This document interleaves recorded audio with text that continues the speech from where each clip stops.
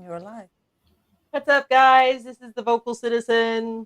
We're not reacting today. We're just live streaming. We are talking about the Reniverse. As you see, we've got the amazing gore and damn. I keep forgetting I can't edit this. Welcome to live streaming. I don't feel well. No, we have Lefty and Amanda's Shadow. We have the mods. We're expecting maybe a couple of other people popping in, and I don't feel the greatest. Been having a few medical situations the last couple of days, plus an ice storm. Thank you very much. But decided to go live today because why not? And let's everybody welcome Amanda Shadow and Lefty, the mods. Hello. Hi. Hello. How you guys doing? Doing great, actually. Doing good. A little bit busy at work this past week, but we're good. Good. I think something in here. Had a nice little presentation of, what was it called? Midsummer Night's Dream. Yeah. Oh, yeah. Yeah. For those of you who don't know, Lefty and Amanda Shadow work in theater professionally for 553 years. They've been doing it, and very, very talented. And they pretty much run back of house. I don't remember exactly what your titles are. What are those? I'm the production crew chief for several venues. She is my house electrician at one venue, and she does various other stagehand things at other venues as well. Spotlight, props, wardrobe, scenic painting, all that stuff. Yeah. That's cool. Whatever the show needs, because the show must go on. That always. Oh, yes. Raise your hand if you miss Freddie Mercury. Go ahead. We've got 10 in right now. We are going to be just talking about the Reniverse and what we think of different projects that have happened, different collaborations that have happened within that universe of exceedingly talented people.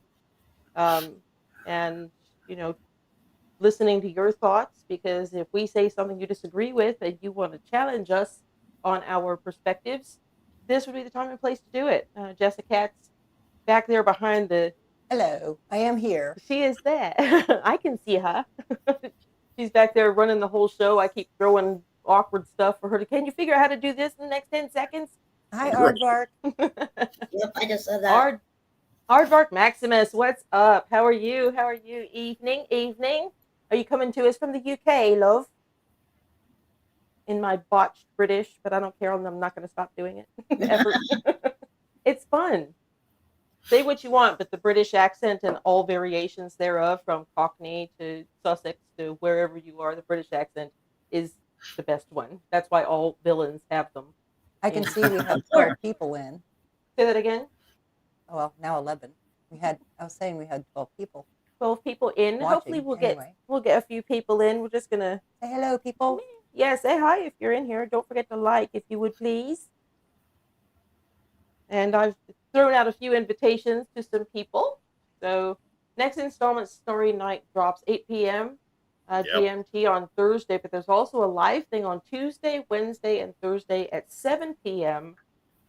UK time. Ren said it'll be something we haven't seen before. World Things building. that make you go, Mm-hmm. He said it's a massive world building that he's putting into this right now. Like kind of like what he did for the Tales of Jenny and Screech, where on Instagram Reels, he had like Screech's Reels where he stole Ren's phone and ended up recording himself and his girlfriend and Patrick and all that stuff. Well, he's doing something, I would imagine, similar, but at a much higher level than what he did then. Yeah, it's going to be insane, man. The talent is just mind-blowing. Mind-blowing. Mind-blowing. The way it's like the sets. You're a little bit frozen right now. The color palettes, the lighting combined.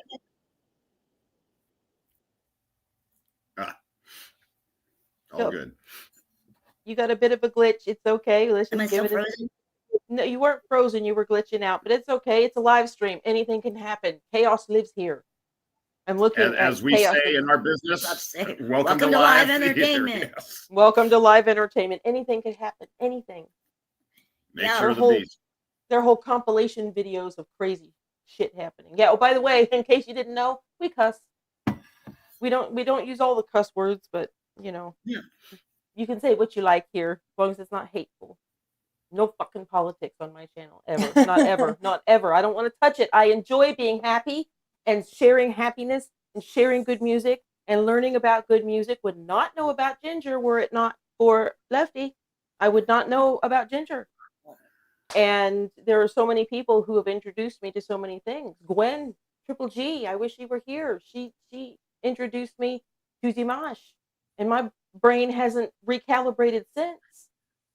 And then you've got Diana and Kudanova and so many people. Today we are talking about the Reniverse, but I reach out to that other pocket of amazing artists that I've discovered since doing reactions to say, I want all of those artists to come and be part of the Reniverse, and then we can name it something else. Because the massive amount of talent that I have discovered and have been able to share with other people who I believe would love it, it's just a symbiotic relationship between reactors and viewers. And I'm waxing rhapsodic for a moment when I say I love every one of you crazy fuckers who Hi, take the Mrs. time Apple. to sit down and make sure you have your drink and watch me act like this. And in a live stream, I'm worse. Talk, talk, talk, talk, talk. But I digress. I love every single one of you. I don't know why you follow me, but I think I've really found my people. Because if you managed to get through 2 of my edited videos and are willing to roll, then hey man, respect to each and every one of you. All right. Now Mrs. Applegate's here. I know. And Papa. I know. And Papa Tuanuku. Oh, yeah, Papa punk rock. Tuanuku? No idea whatsoever. Hell yeah, punk rock. Punk rock, yeah. 70s British punk. Sid Vicious, man. I can't help it. I'm not gonna apologize. I'm not gonna apologize. Zig Sputnik, come I on. apologize for that. Dude. Yeah. Anybody know 3CP, Zig Sputnik? Anybody know that song? That's Love Sig Missile Sputnik- F-111 though. Yeah, Sig Sputnik is a band. Well, I know who Zig Sputnik is. And they had what was it? Love Missile F-111 Yeah. and 3CP. That was a different, yeah, and the song was Is called, that the song was called American Soviets by 3CP. Just a cat. Been my music encyclopedia since we were this big. All right. It was just a dance club song. It was one song. Saying hi to everybody who's in. We have 21 watching now. Again, we're just gonna have conversation, and it's gonna be mostly Ren centric. So I'm gonna throw out some questions, and I'm sure they're coming up with one. It's not really a structured format. If you think you might want to pop in with your camera and microphone enabled device, then we can put a link in the chat and I'll pop you on the screen, or you can just come audio or video and audio, whatever. Because I'm only on audio. But Gwen Triple G just popped in. Hi, Gwen. Hey, Gwen Triple G just popped in. Hell yeah. I created content with her last summer that I still have not got out. And it's some of the greatest stuff you'll ever see. It doesn't age. My sister friend. And my sister friend, I love you so much. Say hi to Becky. Hello, hello. hello. Oh, that just made my day. Just made my day. Here's a question for the peeps. Mm. Wonder if Ren has packaged the tales together for newbies and refreshed for the old bees. Maybe from a witness's perspective, we see the tale of Jenny and Screech. Maybe it's a reporter or something following around. Like he's the stabbing in the beginning. That would be cool. Richard gets shot, whatever. I don't know. It annoys me to watch other reactors. We saw him yesterday. He reacted from the well, he didn't get all the Instagram stories of Jenny and Screech, but he went through all of Richard's Instagram stories, and he went through all the videos, you know, Tales of Jenny and Screech and Vincent's tale, all of that up to Richard's tale. And he was pretty funny. He was really cool. He did that all in one sitting, so it was like an 1.5 hour long reaction that he did. His name is Musically Malnourished, and he was very funny. So please go check out that guy. You guys will love him. Absolutely. Hi, Bad Wolf. Hi, Stuart. Yeah, Stuart's in. I just got a shout out. Stuart Parkin is in, and Badly Lit Renegade is in. What is up? What is up? Stuart, you live in England. Can I move into your garden shed? It's crazy around here. So that's what that says up there, just there. That's Soul Boy 4. And I was in a live stream with Soul Boy when he was signing these right after he got them from the printer. And he said, "Tell me phrases." So I said, "Can I live in your garden shed?" He signed it, and Jessica got it for me for Christmas. Hell yeah! So rad. But yeah. Okay, Aardvark is asking, have you heard any of the early Ren stuff from Freckled Ink? I've heard everything from Ren. Everything. Yeah. And Trick the Fox, all of it. That's Jessica. She's actually putting together something that will be fantastic for every Renegade to watch. You would not believe the work she's put into this, and her timing. I have nothing to do with it, and her timing and stuff like that. Fantastic. It may take her a year to finish it, but when she does, it's going to be fantastic. I own Freckled Angels. I was bedridden for 17 months, and during that time, my daughter gave me High Ren, and I actually held onto the video for a few days before I watched it. And when I watched it, I knew I was eventually, hopefully, going to get back to doing reactions. So I only allowed myself Sick Boy and stuff before that. So I didn't, but I consumed a lot of that stuff. So, yeah. But see, Chaos and Red hasn't seen any of that stuff. And since, if you haven't watched any of my videos with Chaos and Red or Cabretta reacting to the Reniverse, go look under my collaborations. There are quite a few. Yeah, but ironically, she hasn't did a reaction. She hasn't done a reaction to Depression by Ren. I haven't. There are some earlier ones that I've missed. And I'm going to say this now for all of those who have seen The Bedroom and Richard's Tale. I know where there's that moment. There's that moment when he's singing Depression. And no, I'm just saying that the tone that he used was the same as how he used in his song Depression. He mimicked that completely. Yeah. Now the tune is a little bit different, but the way he sang it, I mean, once you hear Depression, you'll know exactly what I'm talking about. As soon as I heard that, I was like, that is 100% callback to Depression. Because like in the lyrics of Depression, he mentions it's lying on his back. Yeah. As soon as he says depression. You know, he goes back and falls back on his back. I'm like, God, this dude is just brilliant. Yes, he is. He is. And I don't know if anybody really noticed it, but right after the guitar solo piece, the bedroom piece, the very last tune was the same tune from Jenny and Screech. Yes, exactly. Yes. Which was the same chord that he ended Self-Portrait on, and it almost looked like he was taunting Richard with it. Dum, dum, dum, dum. He's got that is his unifying motif. Is kind of that chord for the Tales. It was fantastic. What annoyed me about some reactors though is they didn't pick that up, and there was a couple other moments I've seen where they were like, the reactors were saying like, well, who is James?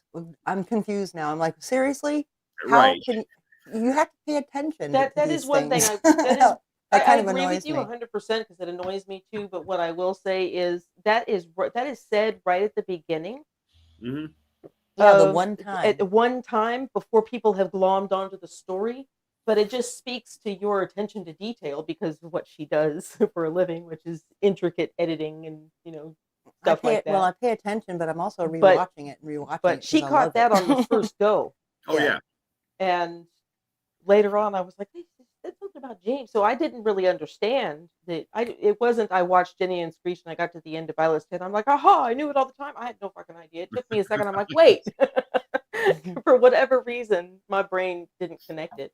But the fact that yours connects to Jessica really annoys the fuck out of me, and has for over 50 years because she's 2.5 years older than me, and we're older than dirt. And as I could just walk past her in the school and be like, "Hey, Jessica, who's saying the la la la la?" And she's like, "Blah blah blah," like an encyclopedia of music and detail and just little nuance like that. But she's also a brilliant artist in her own right with painting and drawing. I love my sister, I do. But why did you don't flip me off? I'm not. I'm scratching my eye. Yeah, sure. I would like to what Aardvark just said. The glitches in Richard's Tale around Ren, they're wondering about. We just watched a reaction from Manon, who is a Dutch filmmaker, and she does reactions to Ren and everything. And her theory behind that is that the narrator Ren dressed in white is maybe the ghost of Screech, kind of like in Scrooge, where Scrooge has the presences come in or whatever. I mean, she might have a valid point there. I mean, because I've still yet to figure out what the ghost figurine in Sunflowers was meant to represent, and that could be a possible explanation that is a sign that Screech's ghost is still. Not only that, there's the ghost graffiti in the alleyway. Yes, there's a painting of a ghost on the wall in one of the videos, and next to the burning sunflowers, there's a little ghost figurine. Oh my God, stop! They're blowing my mind because I'm putting all this together. I swear to God, if he is that kind of evil genius, we need to get an impenetrable box for him so that he doesn't. Maybe he's the superhero that saves the planet. Who knows? You got a message from Gwen there. Oh my goodness. Gwen. Deb, you're the bee's knees, but I've got to run. I'm exhausted. Have a great stream. Gwen, we love you. I love you. And the fact that you took the time to pop in when I know how busy your life is means the world. My love to Becky. My love to both of you. Stay safe out there. Mwah, mwah. Everybody put hearts, put something for Gwen Triple G. She is an OG on this channel. Yeah, absolutely. Love the Gwen. Yeah, I'm excited to see where the story goes. And I didn't mean to interrupt you, but it was blowing my mind, all of these things, because as soon as you were saying the ghost reference and the burning of the flowers again, I started connected in my head. My brain, look, it's early for me, okay? And it blew my mind a little bit because I hadn't started piecing those connections together until you just articulated. Yeah. I mean, it's a theory I've seen out there, and it was an interesting theory to kind of think about, I love to learn. I love learning shit. Something else I noticed too about the Samsara line, that was no accident. Yeah, I already know that is a Buddhist reference, yes. And it was also a callback to Masochist. Mm-hmm. Yeah, he did say it in Masochist. Mm-hmm. So, and also at the very beginning of the bedroom, when the prison door is opening, the door looks like the same color of the painting of the bedroom. Yes. Van Gogh. Yes. Well, the entire room was set up that way. Entire color palette. The entire lighting color scheme was warms and cools, blues and deep ambers, which is exactly the color palette of bedroom. Well, actually, let's be fair. He's got some reds in it too. It's primarily Van Gogh's favorite color palette. I can't remember how she said it. I'm not going to try to embarrass myself by trying to pronounce it correctly. Yeah, no, she said it the correct way, and it's totally, we never thought of that. Yeah, that's crazy. Oh my goodness, David Jarvie has just popped in. Hello, here's the beer. Prost. And Mrs. Apple. Cheers. And Mrs. Applegate Art, she said that the Ren, the spirit of Screech, who in that lyric where Ren says something about demons turning into fallen angels in the last section. And then she said Screech could be that fallen angel who'd been a demon in life or at the end of his life. There's a lot of circular imagery, lyrics thinking, totally could see Ren layering this. I would not be surprised if Ren has the answer to everything, because whatever planet he was sent to us, I don't know why we deserve the gift, but we do. But he's here now, and he inspires a lot of people and is such an odd and rare unicornish talent that he's attracting others who are unicornish, like the Skinner brothers and Love Ghost, who's always been wonky and weird, and Chinchilla, and Prof, who's definitely wonky and weird, my kind of artist. Young blood, stuff like that. Come on. Prof will be dropping a new collab with Ren, and it's up to him when he does it. So you gotta keep an eye out for Prof dropping a new Ren. That's what the cat is for, to write this shit down for me. I look smart and I sound smart.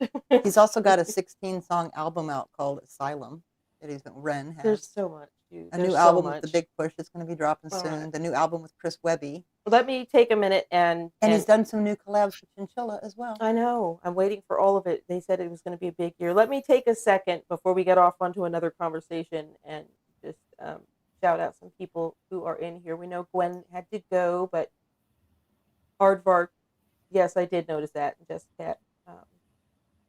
About the torrential reference. Yeah, I just want to shout people out as I see them in here. Damn autocorrect. LOL Ren. Ren does what he's good at and fakes like he knows until he does to the point. Prof said Ren is sitting on it? No, it was the other way around. Ren said it was up to Prof to decide a date. Yeah, I don't know if any of you are aware of this, and it's when my one little claim to fame, I'll have it sewn on a napkin somewhere and put it in a little postage stamp size thing, and they'll be like, see, I did something. But when they dropped Pain Salesman, Ren and Prof, which was their first collab together, and they did it at midnight, because I hardly edited my videos at all, I was the first person on the entire planet to post that Ren drop. You were the first to drop that. I was the first one to drop it across the world. The very first drop. Yeah. Which is why Chris Lenhart from Stop House Music, who represents Prof, got a hold of me and invited Jessica and I to go see Prof when they came to our area. Yeah, the funny thing is when Chris initially reached out, Deb was like, yeah, this is bullshit. Yeah, this can't be real. And I looked at it, I'm like, I don't know. And then she quickly did some research and discovered that his name was associated. Yeah, I'm a paralegal, so I was able to see if it was she looked it up. I'm like, oh shit. Yeah, and then and she was like, well, I don't know. Do you want to trust this seriously tomorrow night? Really? It was local though. I know, and and then boom, there we were at the Prof concert talking to Chris. That's awesome. I have an interview with Chris Lenhart on my channel. It's a really crappy interview, and we hadn't figured out our sound yet. We had that first little loud mic, which was crappy. Shit. Oh, my thingy fell out of my ear. Well, good. Gotta love live streams. Well, that's the one thing. Here. Are you using both of them? I am using both of them. If you just pop one, then you can hear when I'm talking. But you can't hear me when I'm talking. Yes, I can. I can hear you perfectly as long as I'm not talking. Sister argument. It's a sister argument. Those don't happen very often. Unless I'm being stupid, and then she's allowed to. Oh, y'all love each other. Oh, very much. Prof Green is a different person than Prof. We're both still alive, so and we talk to each other. Good habit. No, we've always been really close. I haven't smothered her yet. No, and I'm very grateful that she did not smother me. Look, I'm a lot to take. I'm aware of this. Mm-hmm. Oh, thank you so much. Shadow Amanda, my spirit animal. If anyone wants to join on camera or just audio, click the link above. Let me pin that message to the top. So if you feel like you want to come on camera / audio, depending on what your device will handle, you won't be able to chat anymore, probably, if you're doing it from a device, but you're welcome to do that. We've got room for up to 10 people. You won't automatically go on. You'll pop into our studio, and then we can add you to the screen. So if you want to come on and say anything, do it. David Jarvie says, as long as that is the only thing you drop first, VC. Yes, David, I got you. Oh, yeah, ever since that happened, that wouldn't happen. It was the very first one. Now every time there's a new drop, it's like there's a new drop, and I'm like, yeah, but I've gotten I got a first drop, so I'm not in any rush to. If it takes me 2 or 3 days to film a reaction. You know what? I'm actually glad that we weren't able to do that because I was watching the premiere on the bedroom, and it was glitching up like a motherfucker. It really was. Yeah, and it would have pissed. I mean, already it was annoying the few people that just kept it like, oh man, this is glitching now. Seriously? Yeah. Yeah, so that's why I'm glad I did it. It's probably a good idea. It's great fun to be in the premiere, but we don't necessarily have to do the react. Well, I get to be in the premiere because I can watch it ahead of time, and you have to wait until it's over. Then I get to see it again. YouTube really needs to figure out that when Ren does a premiere, they need to allocate a little bit more bandwidth to him. Yeah, exactly. We get the shit out of it.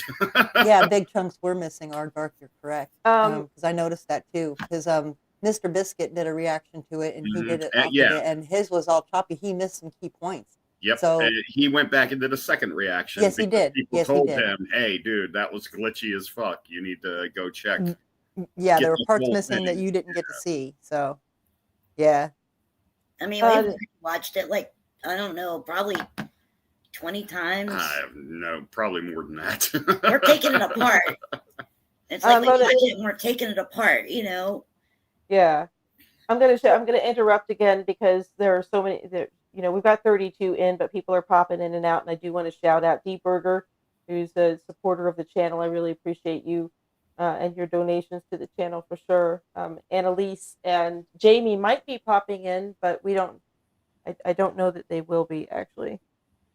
Actually, we just got a message. It depends on their service too. No, it says, so sorry. I thought we would be able to make it online in time, and she has an appointment that she has to get to. So she's not going to be able to. I don't know if Jamie will, but either way, I'm filming with them again tomorrow. They're coming over. We're going to do a lot more Ren. We're going to do more chinchilla. Has everybody in the room that was here for Chaos and Red, has anybody heard their new song? Has anybody heard Chaos and Red's new song? Their newest? Yes. They have one called Phone Home. It's called Phone Home. I don't think I have, no. Okay. You may have heard it in, did they do it in one of the live streams? No, but they already have it up on their page. I could always pop it up. Well, who is down to listen to? Hi, Junior, JRG Ash. Hello, darling.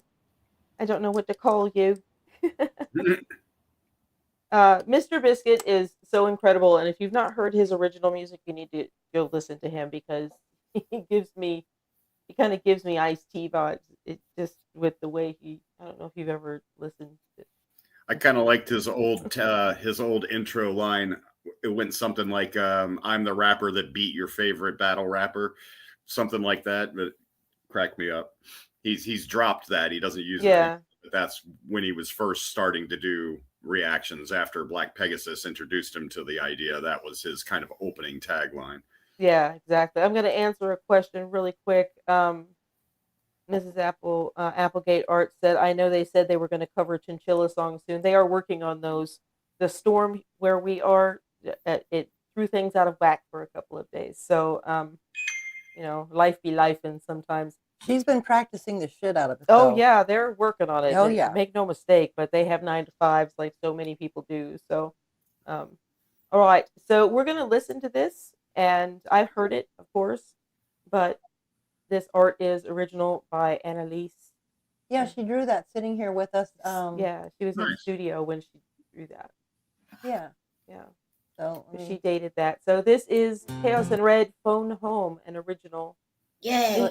Enjoy. Go ahead and hit the space bar. Right here then. Yes. Thank you. Make sure you go follow Chaos and Red Official and show them some love, whether they're in here or not. They have stuff to do. Blah, blah. Let's go.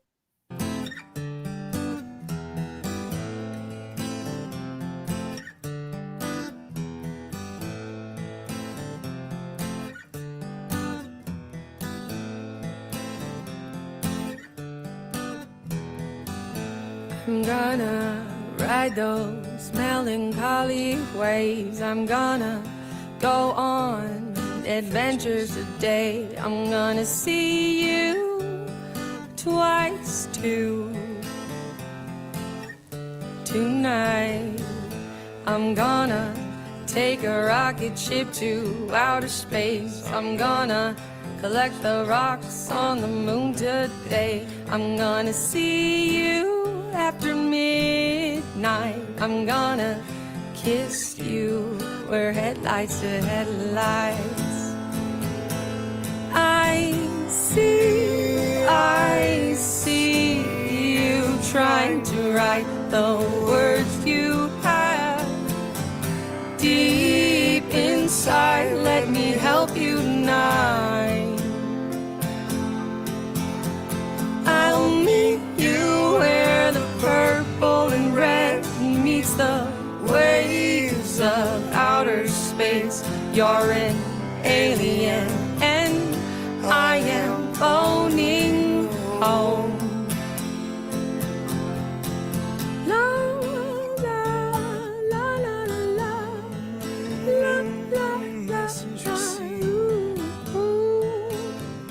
When you look at the stars from over there, do you see what I see?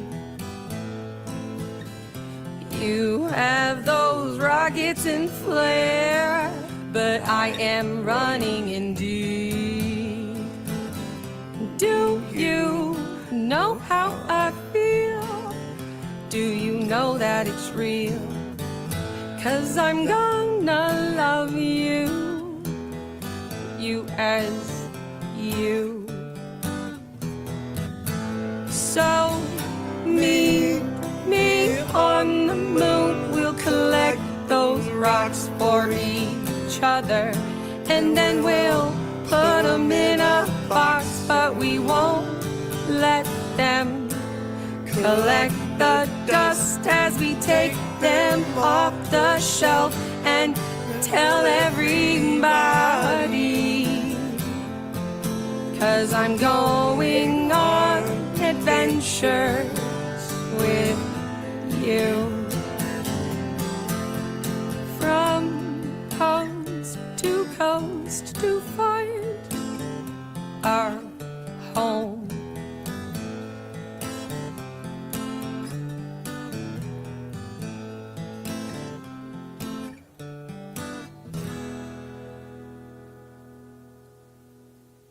How do you like chaos in red? Come on. Throw me some hearts or some funky emojis. I don't care for one of these. I don't care. Chaos in red. Come on. Yeah, they're awesome. That thing's already stuck in my head. Her voice reminds you of the Cranberries, says Art Saves for me. I can see that. Yeah. Ani DeFranco. A little bit of Ani sprinkled in there, and a band that I did front of house for years ago, a band called Dow.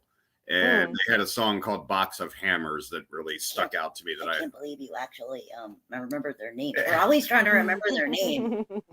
But and their voices together, hers and Jamie's voices together, it's like they're, I don't even know how to describe. It's like a dessert trifle.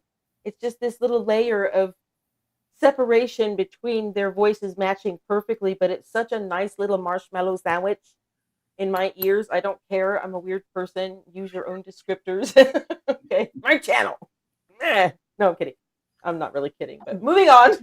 This song is also available on Spotify, Apple Music, Amazon Music. So I think it is. I don't know where the link is.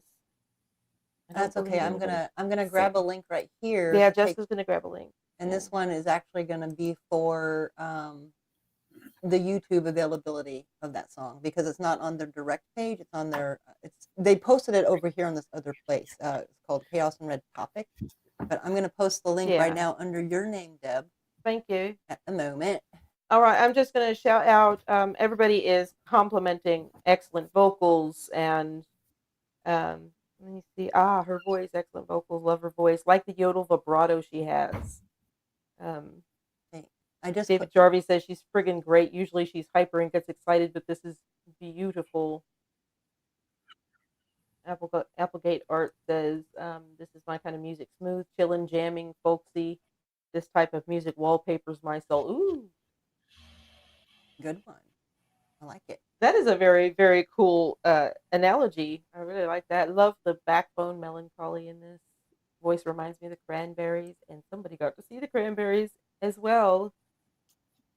David. Lucky. One time, but I got kicked out. The person I was with decided to be inebriated and get into a fight. No bueno. I had the experience there I was meant to have. So, yeah. So, Arts, if you guys can go and support Chaos and Red Official, they are working on new music. I actually want, in case nobody has seen it, can you prop the video up, please, of the Creep cover? Because I'm a stubborn you-know-what, and I want everybody to see it. And if you're in here, there are 29 people in here. All right, well, hang on a second. It's the Creep cover. Oh, my goodness. I absolutely love this. And they did this on her birthday, on Annalise's birthday. Here in our studio. And please have the chat roll while we view this, Justin. Sure. If you would, please. Why so not? that they can see it later. If you haven't seen it, if you have, by all means, take this opportunity to show some love in the chat, because we'll have the chat rolling across the live stream here, so that even since they can't be with us today, they can go back and see what you think of this just off the cuff. Hey, let's do this song. And they knocked this out together. Kicked and out. I was Who that got far kicked away out, from Art? it. I had the best seat in the house. What? Oh, kicked out. My husband got kicked out of Motley Crue. Ooh. I hope that joint was worth it. Maybe it was. I don't know. And David Jarvie's been thrown out of a few gigs in his time. It sucks, but I was a wreckhead. Aw. Yeah, Jess Cat and I promoted out on the West Coast, like the Southwest to the West Coast. We promoted music for a while, so we've seen a bottle smash or two. Seen a mosh pit get out of control once or 7,000 times, depending. Yeah. All right. So if you guys have not seen this, this is as Jessica's getting that perfected because she's I'm trying to set it up so you can see. You are delightful. So you can see perfect, it just the way you are. I would not have wanted another person as my big sister. Well, so shut up and do your job. You shut up. You shut up twice.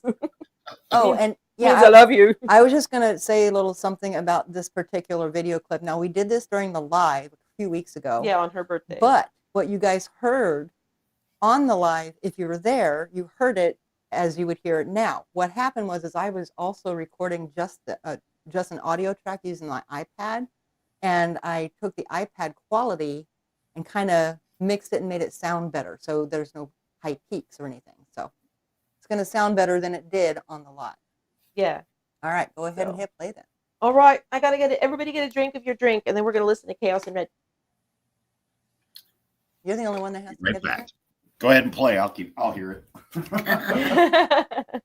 You're good. So make sure you go follow Chaos and Red Official across all of their socials. And yes, we will still be talking about Ren. We're just killing some time. Oh, right yeah, now. we're still going to be talking about Ren for sure. We're going to actually get back to that because Chaos and Red leads into their experience, which is going to lead us into talking about reacting to Ren. So there's a method to my madness. I know what the title says. I wrote it. You're all right. We're getting there. What was my favorite mosh pit? L7. L7. Yes. L7 out in Los Angeles. What year was it? 1990. Bricks Are Heavy tour. Bricks Are Heavy. 1996. I want to say it was 96 or 97. I don't remember what year it was. Hollywood was. I lived at Sunset Cherokee. Hollywood was a weird time. It was a really weird time. All right, Mrs. Applegate Art, thank you so much for popping in. Love very much. I appreciate you. I hope you have a delicious and delightful day. And love you. We're going to be dropping more Ren-centric stuff across the next few weeks. Thank you for that. Let's go ahead and get into Chaos and Red Official doing Creep, their cover of Radiohead's Creep here in studio. Right here. Just enjoy. It's a good time. Sounds like you great. Add some Jamie into it. Whatever you want to do.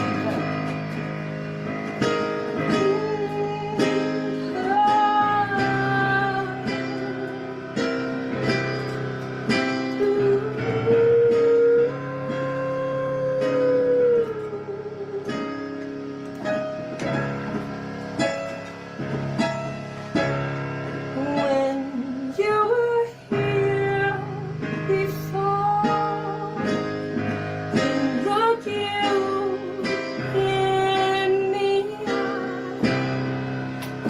eye, just like an angel. Your skin makes me grow. You float like a feather in a beautiful world. Haunting, yes. I wish I was special. Yeah, so very special. Well, I'm a creep, yeah. I'm a weirdo. What the hell am I doing here? I don't belong here. I don't care if it hurts. I wanna have control. I want a perfect body. Well, I don't have that perfect soul, but fuck, and I want you to know when I'm not around.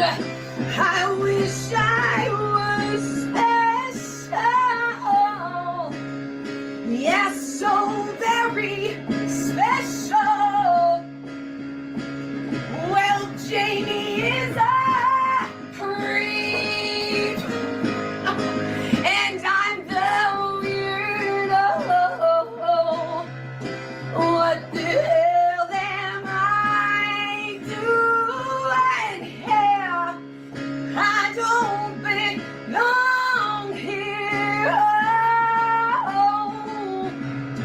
I said she's running out of time. You're right, I know. Nose to nose.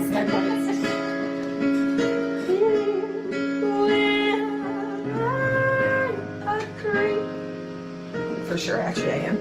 And I'm definitely a weirdo. What am I still doing? I definitely don't belong here. Because that was fun. Something about singing live, it's different than a jam, like getting young, like that was fun. David Jarvis said he wishes he was here. You are! I love that video so much. It's fantastic. I absolutely love that. I'm not even gonna lie. I have probably watched that it's upwards of 75 to 100 times because I watched the mannerisms and the micro expressions and this sort of thing. Had you seen that before, Lefty and Amanda Shadow? I don't think we had, and it was fucking amazing. Yeah. Yeah. I do have their video up here. I could play their Precious cover. Oh, who hasn't seen the Precious cover? And that is good. You've seen their Precious cover? Okay, everybody, everybody do like give me a question mark in the chat right now if you have not seen their cover of Precious by the Big Push. It is well worth watching. I don't see the chat moving. Does that mean everybody's seen it? Yes, Precious, please. Yeah. Well, I know you've seen it, David Jarvie. You guys want us to play it just now, and then this will lead us into, because I really want to get into some questions here in a few minutes about, just reacting to Ren and what we've, learned, and the two of you, Amanda Shadow. I keep wanting to call you by your real names, Amanda Shadow and Lefty. You hadn't been reactors till you came on my channel. No. And, I've had a number of people on my channel, as guest reactors and that sort of thing. Why am I tearing these apart? And I just think it's an interesting dynamic. That's every time I have to do a dispute for some reason, it's a symbiotic relationship between artist, audience, and reactor. And it's an interesting way to cross-pollinate because, again, thanks to you and Ginger, you come into me and I'd never seen you in my comments before. And you're like, usually I don't do this if you don't have at least one Ginger song.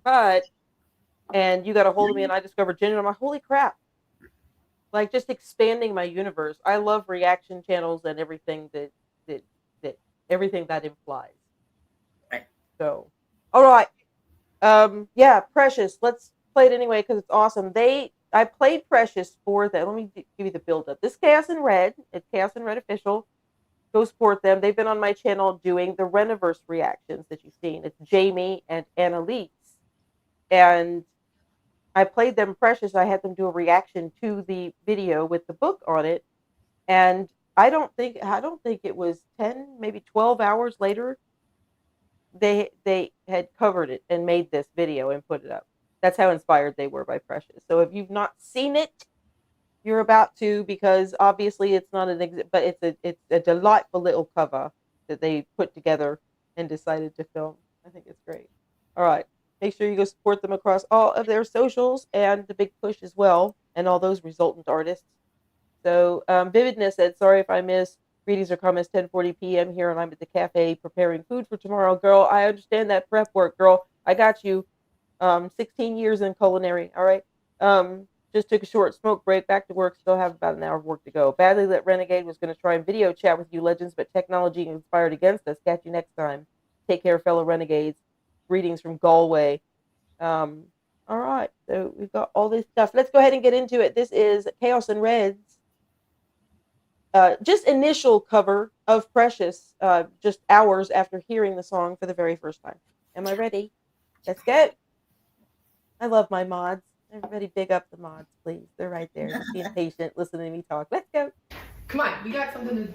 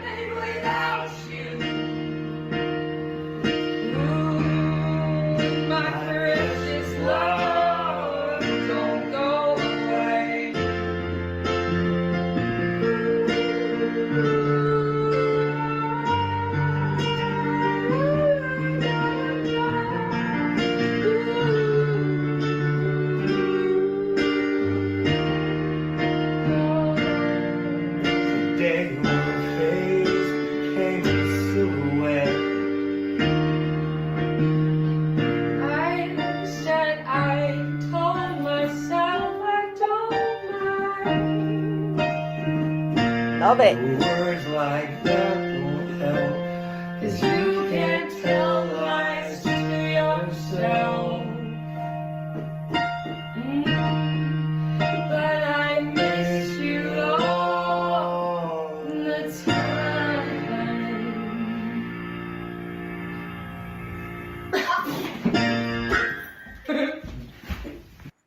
I love them. Damn right. They're fucking adorable. I love them. Just the way he stands up and just smiles. Jamie, okay, he's not here, so I guess we're not going to embarrass him. If you're watching this, Jamie, you know I love your face. Okay, so he is.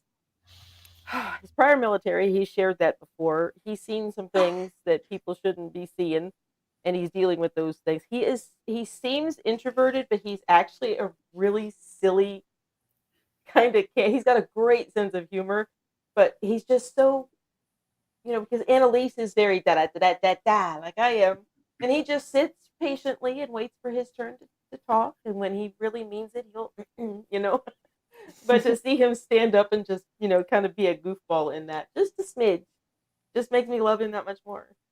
And I hope your appointments go well and you can be here. But they're going to be here to film tomorrow, so Hell yeah. Yes, more. they will be here tomorrow. Yeah. Silly Lots people of are the best people. what's that?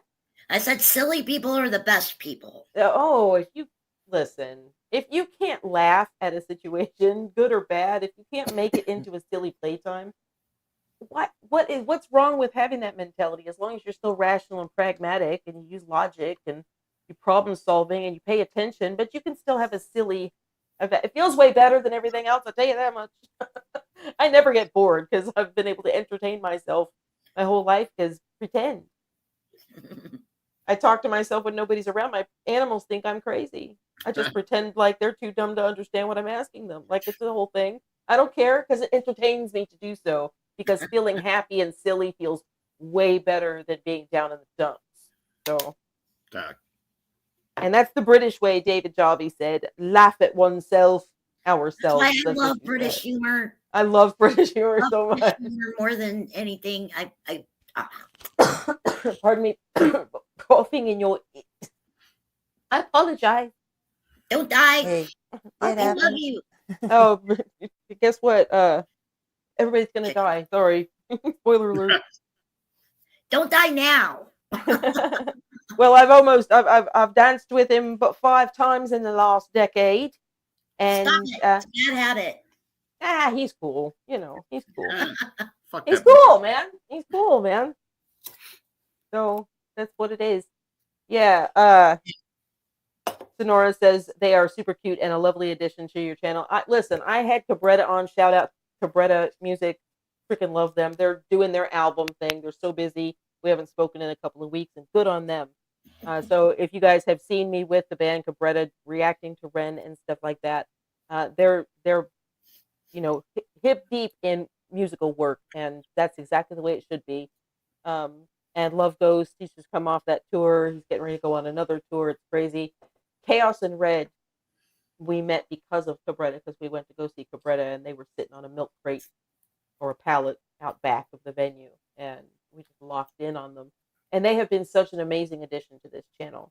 And I really appreciate my subscribers and members of the Reniverse, whether you're subscribers of mine or not, embracing their reactions, because it's really helping their numbers to climb up. And they are very, very talented people who are completely independent, and they work from gig to gig, and that's how they are Chaos and Red. So let's support them in every way we can. The song Phone Home that you heard earlier in this live stream is available for download and streaming on Spotify, Apple Music. Just search for it. Okay? Woo! That was Boy, you talk a lot. That was a lot. Sorry. That was a lot. I got into debate in second year of law school right then. Just kept going. Set the precedent. Set it. Anyway. So, definitely do not die. Where else would I go for music and fun? David Jarvie.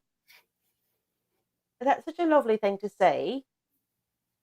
Very nice of you. Thank you. Oh, you guys, just for fun every now and again, really, all of you watching, just for fun every now and again, say something really snarky to me, like insult me in the comments. You guys are so nice in the comments. Every now and again, my inner psychopath, Hector, you'd like him, he wears a monocle. He would, he'd like to come out and play and just be cheeky with someone, but everybody's super nice in the comments. I appreciate it. She's always had a little bit of disappointment when she's checking her comments, and she's like, "How come nobody ever says mean anything?" She says, "How come nobody ever says anything mean to me?" She goes, "I don't have a way to outlet some of this. So, I want somebody to be snarky with me so I can slap him, with a verbal whoppa-chaw, a verbal whoppa-chaw." Hell yeah, dude. Listen, okay. I was picked on as a kid because I was pasty and really big around, like a white blueberry. Hi, Art. Drive careful.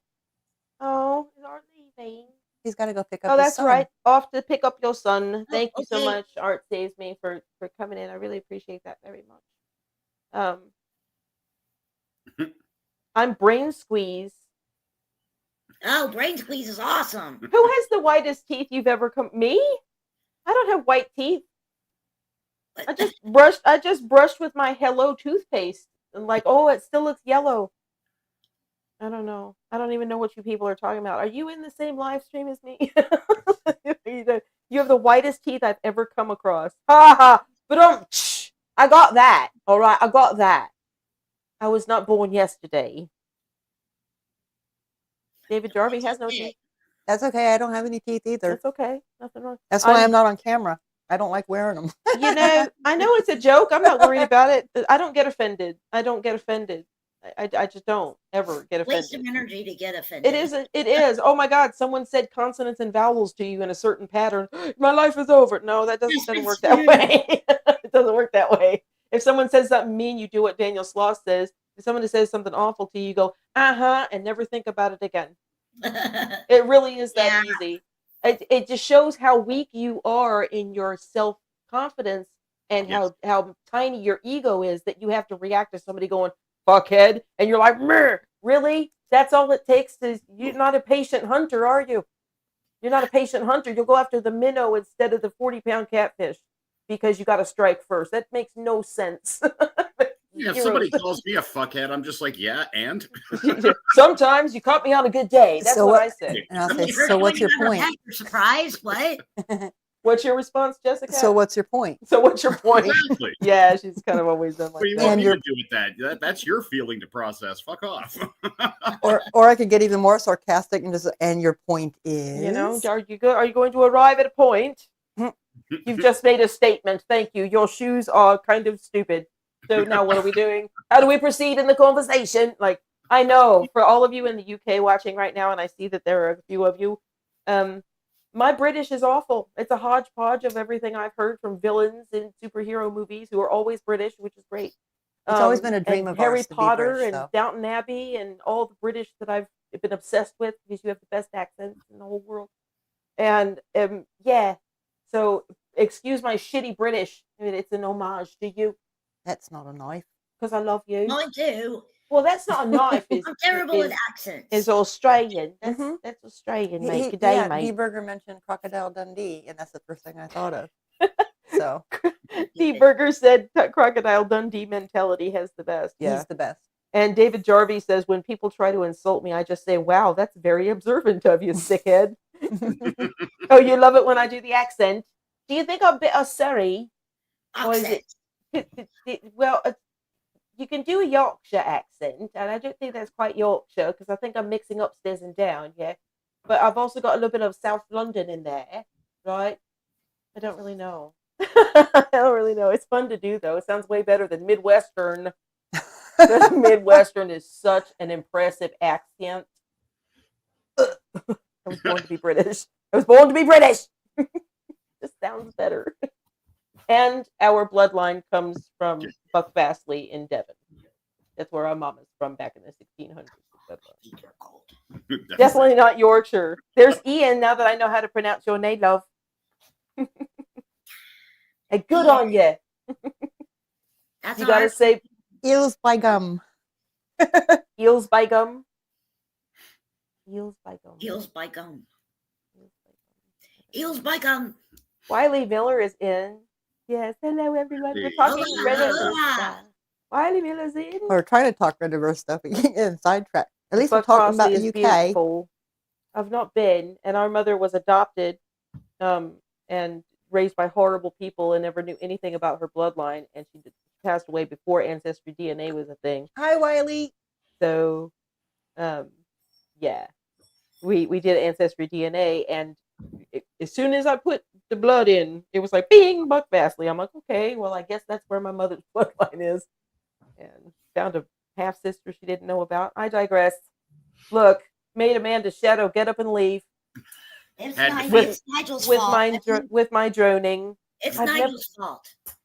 never been to the UK. Very sad. I will get there one day. I keep asking people if I can live in their garden sheds. Any takers? What's crazy is Any we were takers? already across the pond in Germany for 4 years, For and we 4 never years made we it, lived and in we never Europe. got to make it to England, We which never was got really to sad go. because I named my first daughter after Great Britain. Her You name did. was Brittany. Yeah. People because of thought England. when they heard her name, like, oh, you like Britney Spears? I'm like, had Yeah. nothing to do with Britney Spears. Yeah. First of all, Britney Spears is about the same age as my daughter. Yeah. Why would I name her after somebody, a Elsa's future baby. star, Oh, gosh. right? So she wasn't even like a thing yet when I named Brittany. I named her after the UK. No, you keep talking. I'm just looking at a comment, and I'm sorry that a storm destroyed your shed, David, because I wasn't living there. Holding it up for you.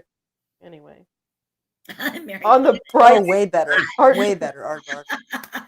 Aardvark makes me laugh. You are Aardvark. not wrong, Aardvark. You are not wrong. On the bright side, your English accent is better than Dick Van Dyke's and Mary Poppins. Mary Poppins. Can I come in for a couple? And no, Yeah, it's not even that much of a. It's not even that much of a southern draw. Couple. It's more clipped than that. Couple. I don't even know how he does it. Yeah. Oh, Don't be Wiley, too it is sad, very Wiley. cold. Mary It is very Poppins. cold. Enjoy your weather, sir. Yeah, I think Okay, currently where we are at the moment, it is 16 degrees. but No, I'm close- sorry, 18. Let's see. Let me see. I'll see where That's we 18 Fahrenheit. That's 18 Fahrenheit. Yeah. We're See, talking to the we're talking to the best parts of the world right now. We've got a few countries in right now. It's fucking cold. It's fucking cold. Right now we fucking are cold, at yeah. degrees. It feels like 22, and it's going to be 18 tonight, There's Fahrenheit. nothing That's- wrong with that. that's Only what the it is strong right now. survive in the cold. We're dripping Yeah. our faucets so our pipes don't go splody. Yes. Oh, speaking of splody, well, here in a little bit we'll get to Speaking it. of splody. All right, it's 5 there. 5:00. Where are you, love? Are you on the East Coast then? It's 5 o'clock. West here. Coast. You're in the West Coast. Oh, it's 5 there. Yeah, you're on the East Coast. That's right. Mm-hmm. Shoveling neighbors' driveways forever. Somebody was Aw. outside shoveling our driveway. Yes, yeah. That when we got our snow out here, we heard some noises and the dog started going crazy. So I went to go look out the window, and there's a dude standing in our driveway shoveling it. That's And I'm like, I'm like, what the hell? So I stuck my head out the door and noticed it was my neighbor because his driveway was also shoveled, and Yeah. he happened to do ours too. And he's awesome. a brand new neighbor. He just moved in over there a couple months ago. Yeah, But That's awesome. 5 degrees We still gotta- we centigrade. s- Oh, David, my goodness. we still got to darling. take him a cake or some cookies or something. Yeah, we're gonna make him. We're gonna make him some. Or not on the All stove. of Yeah, make him a little thank you and send it over. 3 seniors and 1 with a broken foot. My goodness. 72 degrees here and windy today. Well, you live in paradise, Fine. Wiley. Damn Rub right. it in, Wiley. Oh, Rub it in, bro. You must be frigid. Must be awful for you to be out there in that perfect, beautiful manifestation of Eden on earth. Okay, Your gorgeous. hammock must be ice by now. Forgot your. Really frozen. You forget a healthy snack and some liquid, so you just scurry up, a tree and get a coconut and crack it on your head or the edge of your surfboard and drink it and eat the coconut flesh and go back out on the waves to catch another curl, man. I understand what you're doing, Wiley. I love you. You're one of my top 5 favorite of all time subscribers, Wiley. I love you to pieces so much. That's our Hey, friend Ian. Brent. I just went off. Who is this? Brent. Oh, Brent. Brent, it's 31 in here. Yeah. Yep. Hello, Brent. I've heard lovely things. Welcome to my weirdness. I don't know if you've seen me before, but good luck. He's been in here. A few times. Yeah, and he is lovely. He's one of Yeah, our it is- brothers. it looks familiar. It looks familiar. Yeah. Yeah, It may not be for you. Ian. My brain. Ian, to answer your question, Wiley is in Hawaii. He is in Hawaii. He's not on the island of Hawaii, but he is in the Hawaii. He's in the middle Yeah. of the ocean on a surfboard hammock. It's a surf hammock. Yeah. Well, I could see him That'd be- putting the hammock on a surfboard and just like coasting. actually, just lay each end of the surfboard on 2 porpoises' backs, and just have them. Yes. That's a different kind of kayaking.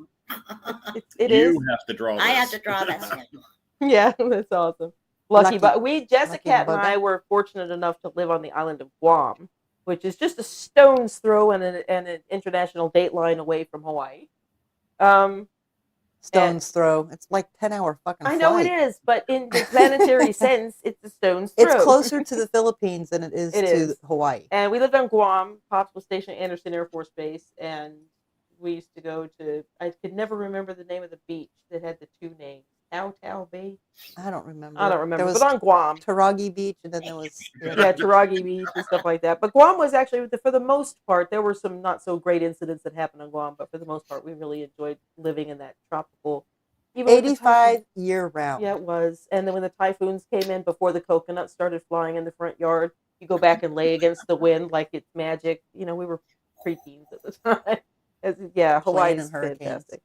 Wiley says I pretty much live on my board anyway, so I might have to try that hammock thing. Hey, I want pictures. Yeah, get video, man. Get video. If it's the last thing you ever do, I'll post it. We must have it. All right. Actually, I kind of want to shift tacks here, if we can, just to kind of get into a little bit of meat of the situation. If you guys scroll up in the chat, you'll find a link to my StreamYard link to my StreamYard studio. Why can't I talk?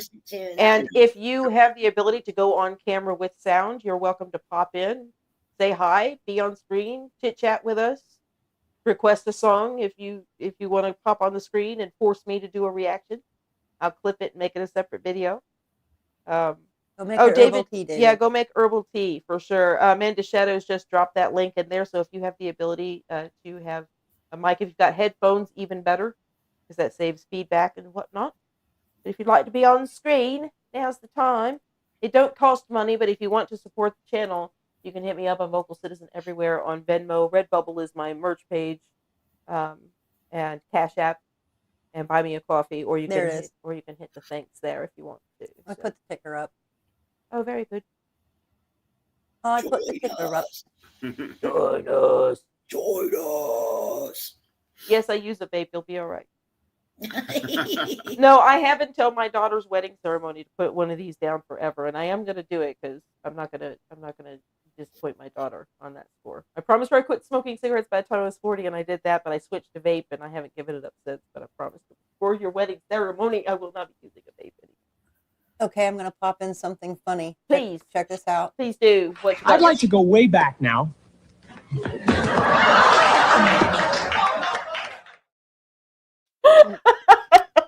Okay, that's funny. I had to do that. You had. Can you pull up the pound stone? I not at the moment. Oh, it's all right. It's all right.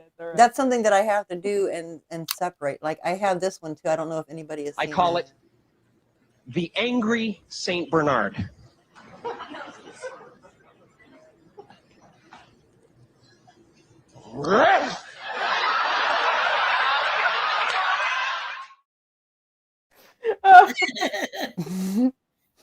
Oh, you are a twisted, wonderful individual. I like funny stuff. Me too. I love funny stuff too. I also have the clip. I also have the clip from this painting.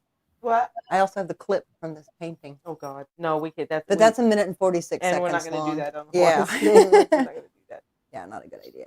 I have to cough now. I'm muting myself. You'll be okay. Yes, it's clipped on my bra. Don't fuck out of my mouth. That's the safest place for You're it. welcome. Yeah, it's clipped on my bra. You'll be all right. Oh my God, it's clipped on my bra. I don't care. All right, so let's kind of move over into this for a minute, because Lefty, you are the one who contacted me when I started when I came up with reacting again. And when I invited you to come on my channel, had you ever, I know obviously you found me because I was a reactor and you were watching those sorts of things, but when I asked you to come on and do reactions, how did you feel? Were you nervous, excited to show me a catalog, not really sure, knowing that you come from an entertainment currently, an entertainment career? How did you feel about it? And what was your experience like doing reactions for the first time? I mean, honestly, you know, we've done a bunch of our own video and stuff like that on the camera. While it is not part of my professional life, because I am behind the scenes, if you see me at a show, it's because something has gone horribly fucking wrong. Me too. But No, I'm not. I'm no stranger to being in front of the camera. And also, it was a lot of fun. Actually, it was a lot of fun because you came up with some insights that I didn't see, and it caused my brain to start thinking about things. So it was absolutely a blast. Plus, you and Jessica are just kindred spirits. So it's like I don't feel nervous with y'all. I feel like a part of you guys. No, you guys are fucking nuts, just like us. Yeah, just a little bit. Just a smidge. You're dear to my heart, and his too. Yeah, that's why you're my spirit animal, love. Yes, for sure. Okay, so I know how I found Ren. It was through my daughter sending me "Hi Ren" because I was bedbound and she wanted to send me a song that would knock my socks off. And mission accomplished. Which of you? Because if you guys don't know, these two are married, and they're like one of the power couples in my universe. And I'm curious, which one of you found Ren first? Why don't you tell a little bit of how you found Ren?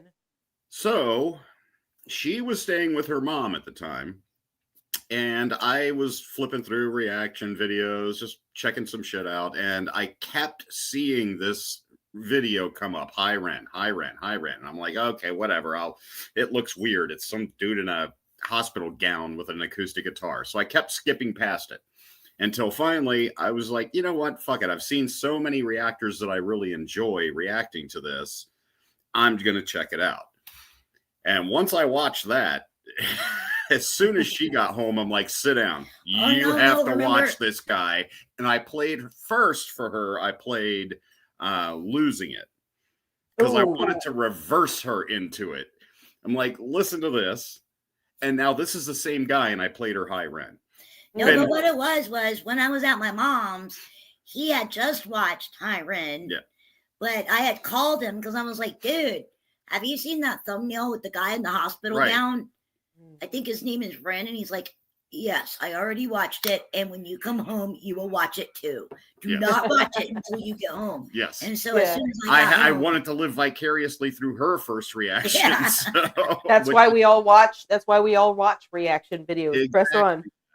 And we just introduced my ex-husband to Ren because he has a lot of the same issues all of us do that relate to Ren's, struggles and stories. And as soon as he heard, what was the first song we sent him was, Crucify Your Culture. It was Crucify Your Culture, yeah. And then we sent him Hi Ren. The topic we were talking about. And then we sent him the chapters playlist, and he subbed to Ren, and he loves Ren now. Oh, so this just happened the other day. We were talking to him on the phone. 2 nights ago. Well, that was last night. No, that was the night before. Ago. Yeah. So he's grateful that we introduced him to Ren too, and it's awesome. Spread the word. It's not a cult; it's a book club. Well, yeah, it's what, to me, it's a tsunami that there are certain artists who come along who are once in 4 generations. Yeah. Sinatra was one of those people. Beethoven in his time was one of those people. Everybody knew who Beethoven was. Yes, dusty old Beethoven. But he was a sensation as sensations went back then. And Freddie Mercury and Metallica, let's be honest. Guns N' Roses, when they came out and really hit hard. Shout out Lon Friend. We love you. All kinds of when Pearl Jam 10 came out, that kind of sensation that just sort of spreads the whole globe. Ren is one of those, but he's one of those sort of on steroids, because not only is he driving his own career and master of his own fate and in control of his own art, but he consciously and greedily, because it adds to the brightness of his own star, grabs a hold of the most eclectic and creative and demonstrably mind-blowingly talented. And each one of those individual facets are able to intersperse with each other, i.e. Love Ghost and the Skinner Brothers coming together, this sort of thing. So there's this cross embroidery going on that just catches up in the gravity well that is Ren's talent. The attention he gets and the goodness that he spreads outward. And to me, it's just epic. It is epic. You say words now. Well, Brent was just saying you introduced me. Look, there you go. We introduced you to Ren? Yes, we did. Yes. We introduced Brent to Ren. Oh, very Okay. nice. There it is up on the screen. And there's David saying that. Yeah. David's saying that's how I found Ren, exactly the same, bro. It was all over my feed. It got me interested in music, and I'm tearing up thinking about how it saved my soul. Seven Sins and Masochist, my oxygen. I love Masochist. My oxygen. Such a good song. The flows in that are ridiculous. Yes. It's like Eminem and Tupac had a baby, or so. It's ridiculous, dude. And then for the UK spin on it, it's the flows in that and the cadences are how, where, how, why did that enter into your mind, sir? Murderer, third degree burns when I murder you. That whole flow in that song, like, come on.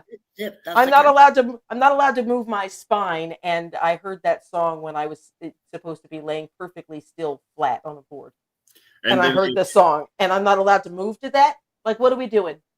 That's masochism. It kills me though, because this is just an example of how he weaves his themes and ideas together. Because in Masochist, he says, using your bones to make my furniture. What does he start out with in Murderer? Sitting on his throne made of what? Bones. Bodies and bones. Bodies and bones. Yeah. He completely weaves.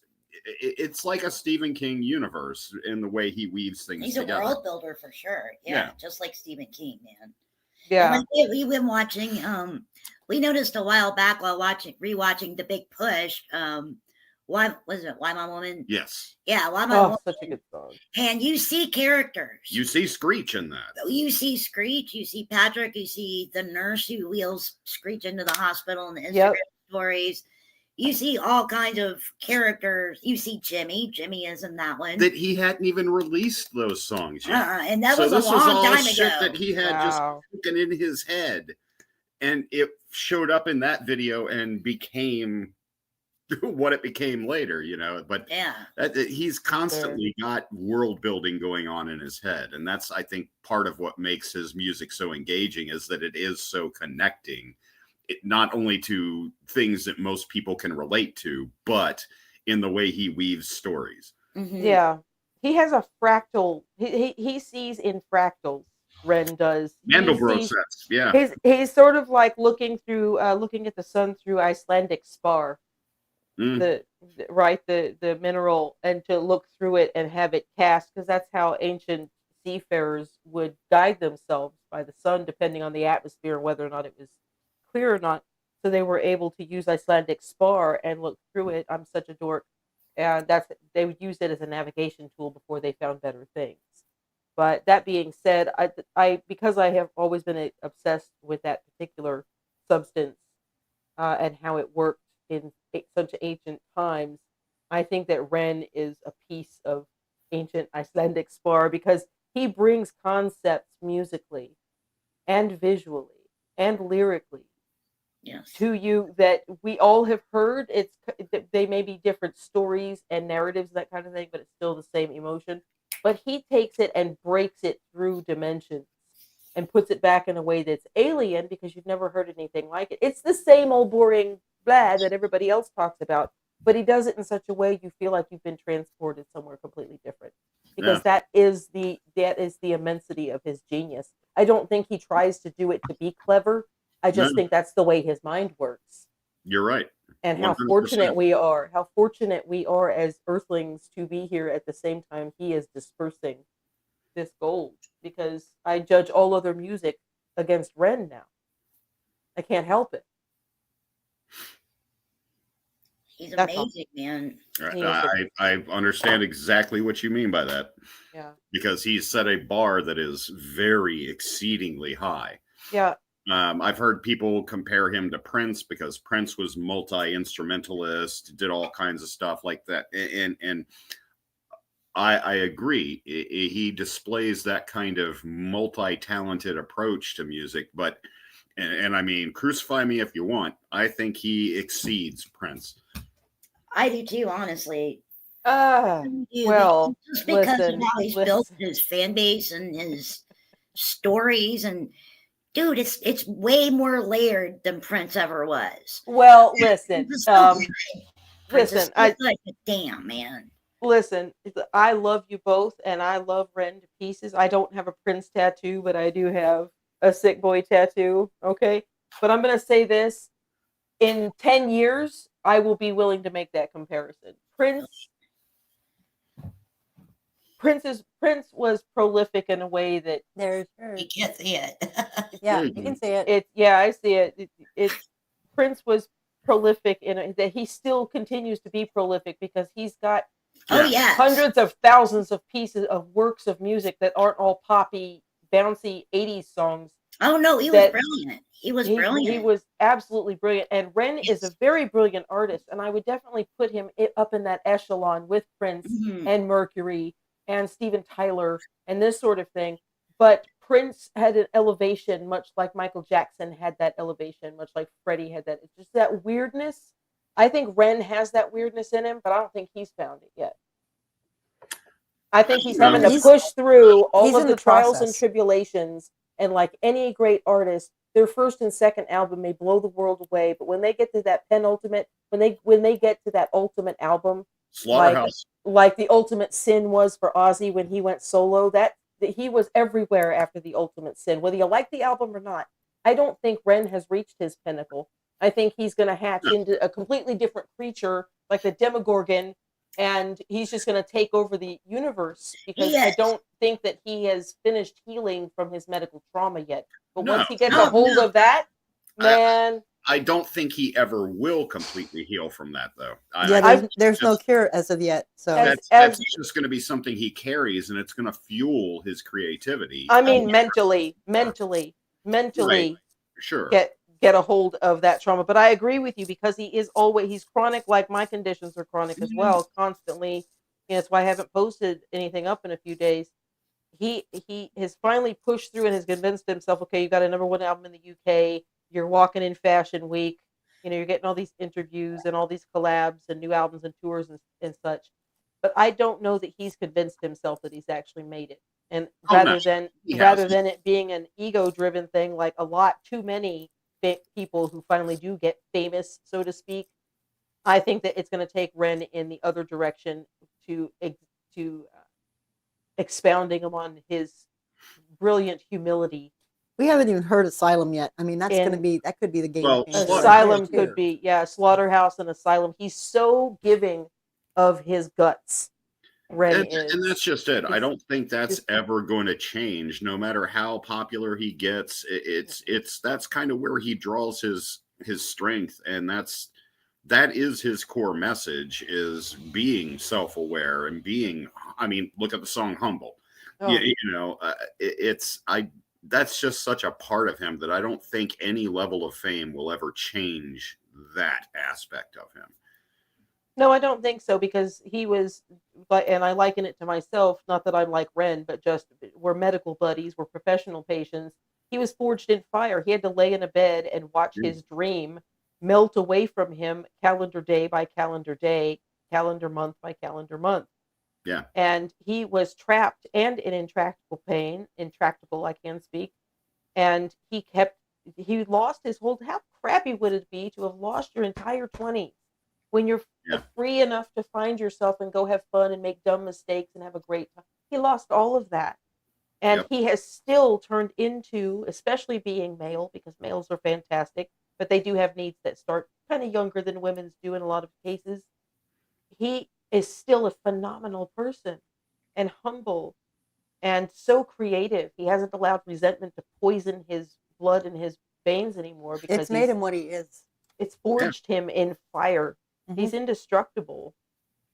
No, he's not indestructible. He said before that, he hates it, but it has turned him from a cocky little teenager into somebody who can handle whatever life throws at him, essentially. Exactly. And when you are a slave to your health and you have to be good about what you put in your body, it tempers the rest of your eviler impulses, your disregard for this or that. Throw caution to the wind and do something you damn well shouldn't, but you do it anyway. It tempers that, because you realize that life is finite. You feel like you're in your 20s, even your 30s, and you're like, it's going to be forever. We're going to live forever. No, you're not. No. Because death comes a-knocking, and sometimes he comes a-knocking and decides to leave on his own and come back for you later. In my case, again, 5 times. I bring it up because it haunts me still. That's why I'm friends with Death. But he lives vicariously through his own music because his body won't allow him to be as raucous as his crazy, brilliant, evil genius mind. I'm glad to see him succeeding, though. He's been so busy, he's so dedicated to what he does. Yeah. And it's so entertaining to us. Well, we feel like, as Renegades, we feel like, as fans of his, we feel like that he's making this music for us, and in a way he is, but ultimately he's making it for himself. For himself. Exactly. That's where he should keep it.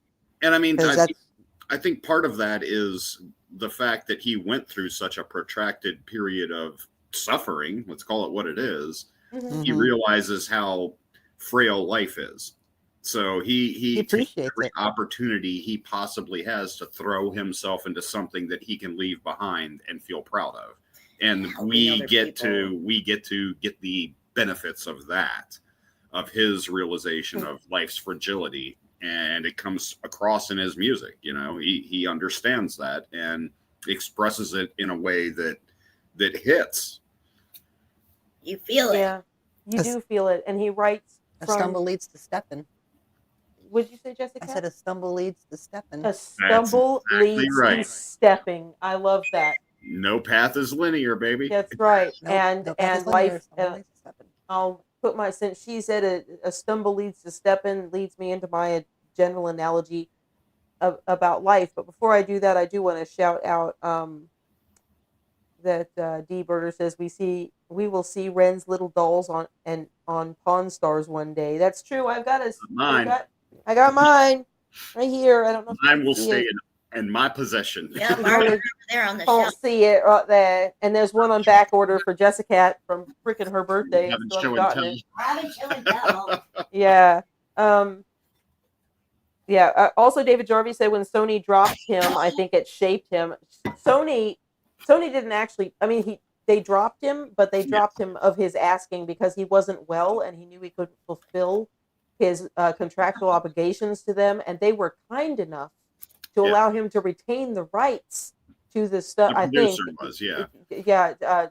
because they were just walking by, and dude from Plan B, I think, heard him or something, or maybe it was the producer from Sony.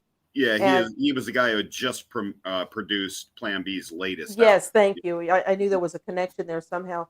And they were kind enough to let him go so he could go and because he was recording with them, with Sony initially, feeling awful and having to take these horrific breaks between takes and stuff like that.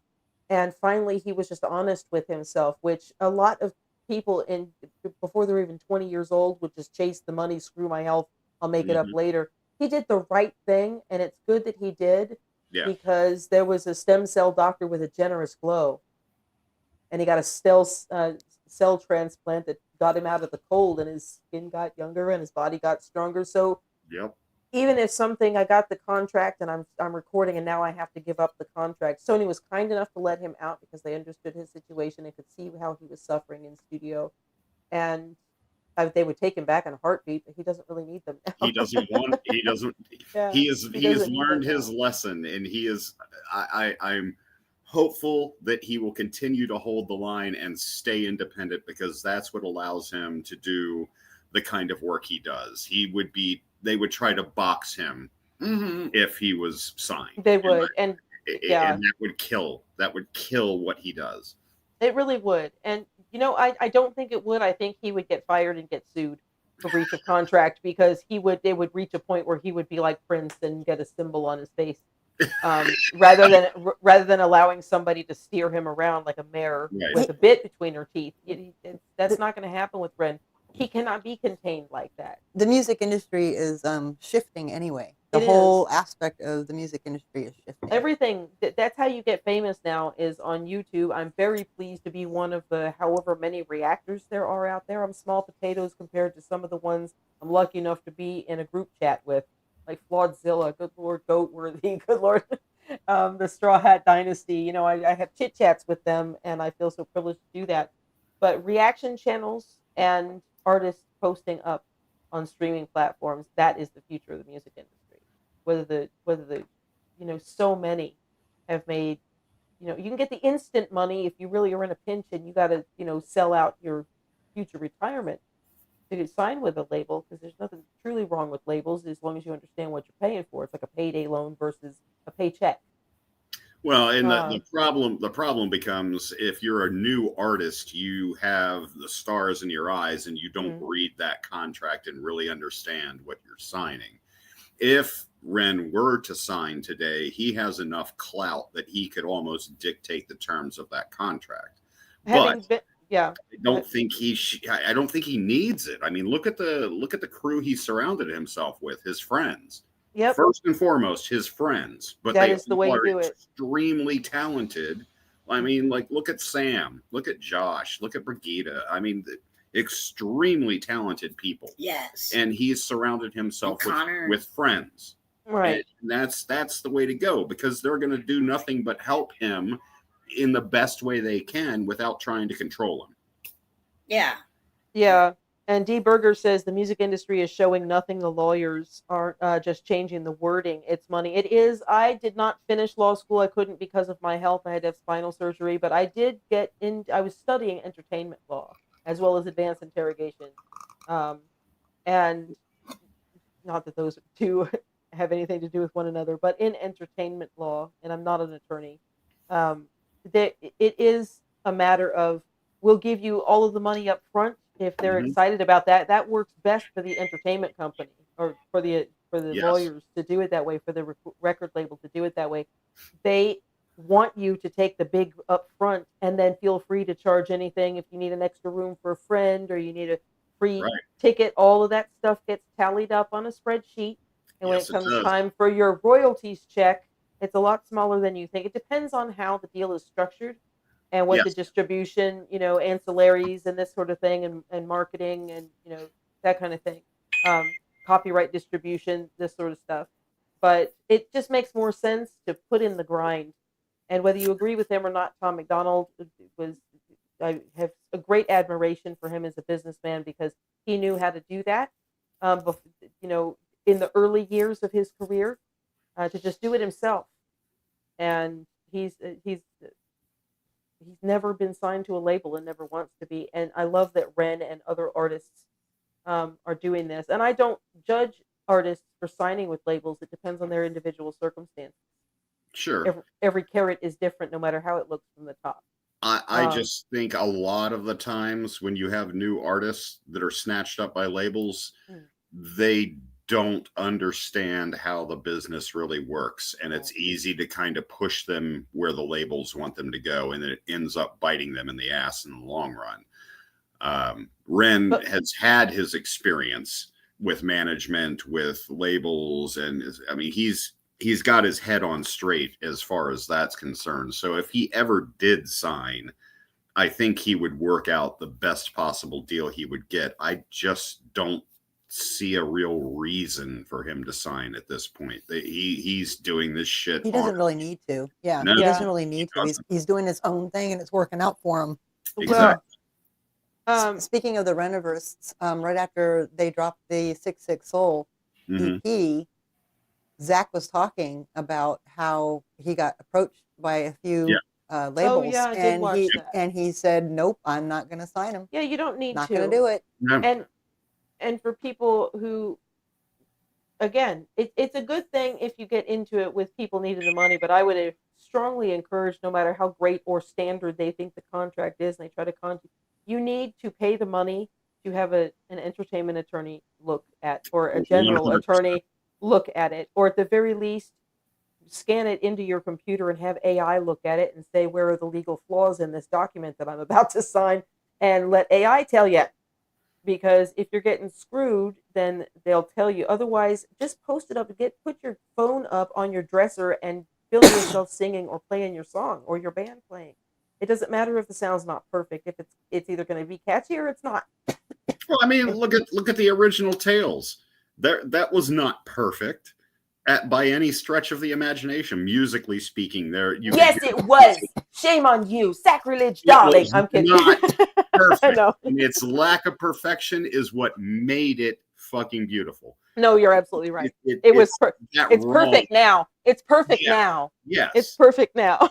From a strictly, technical standpoint, I heard a fret buzz there. I heard, blah, blah, blah, blah, blah.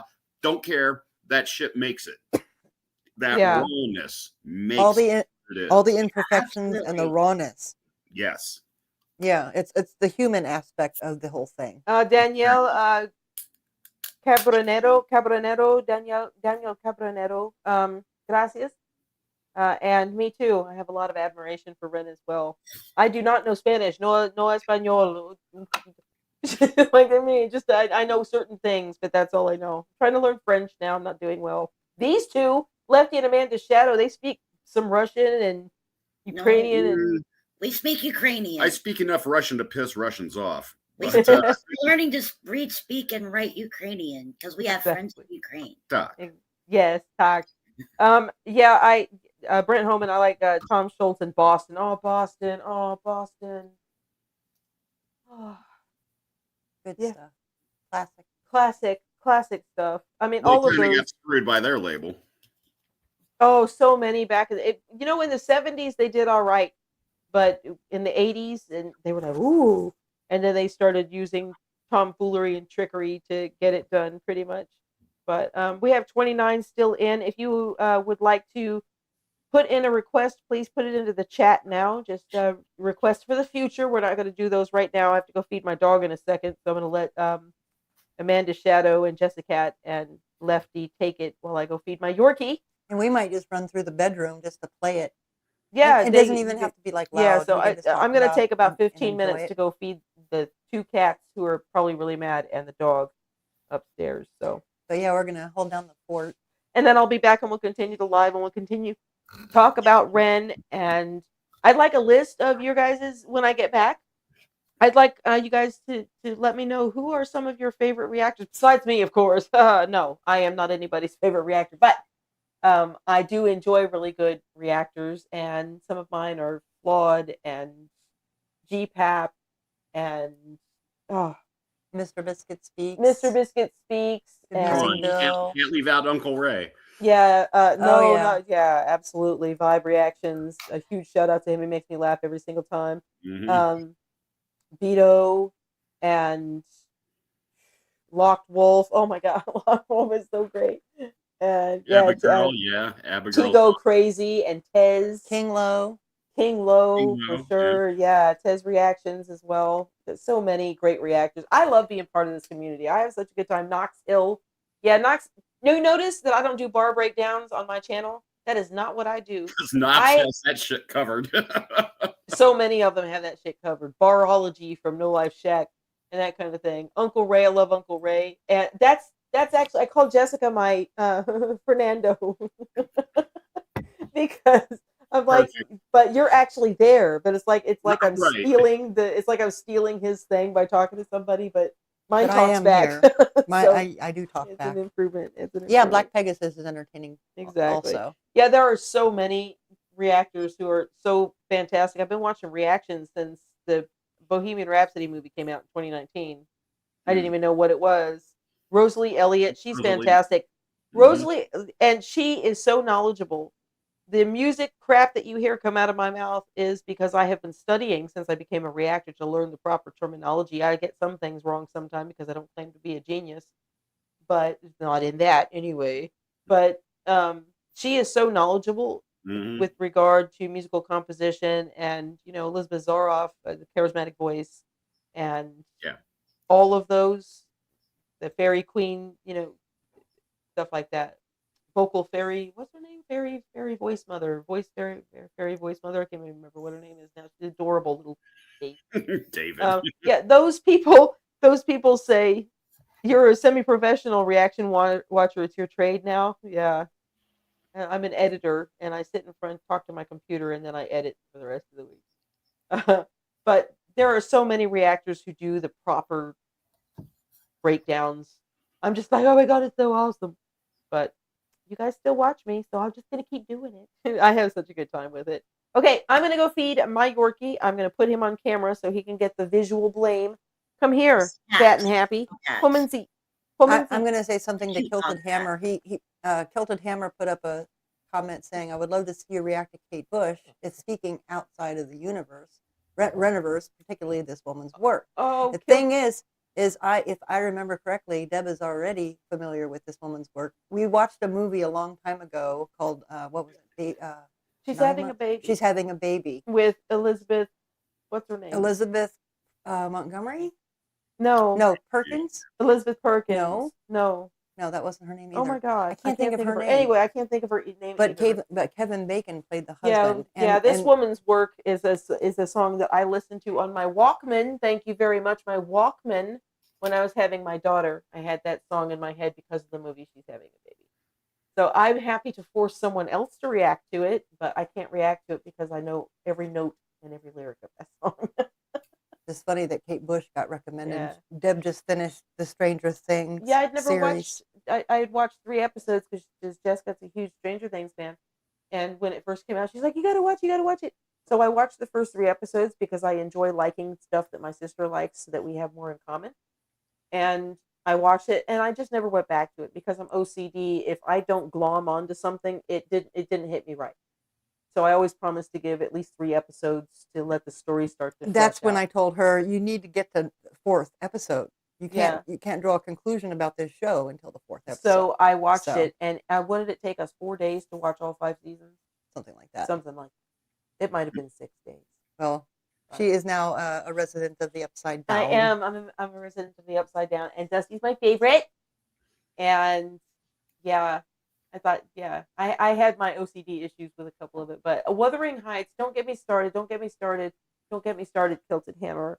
Okay, everything about the Bronte sisters, as well as Jane Austen, Agatha Christie, the classic, amazing, spectacular authors.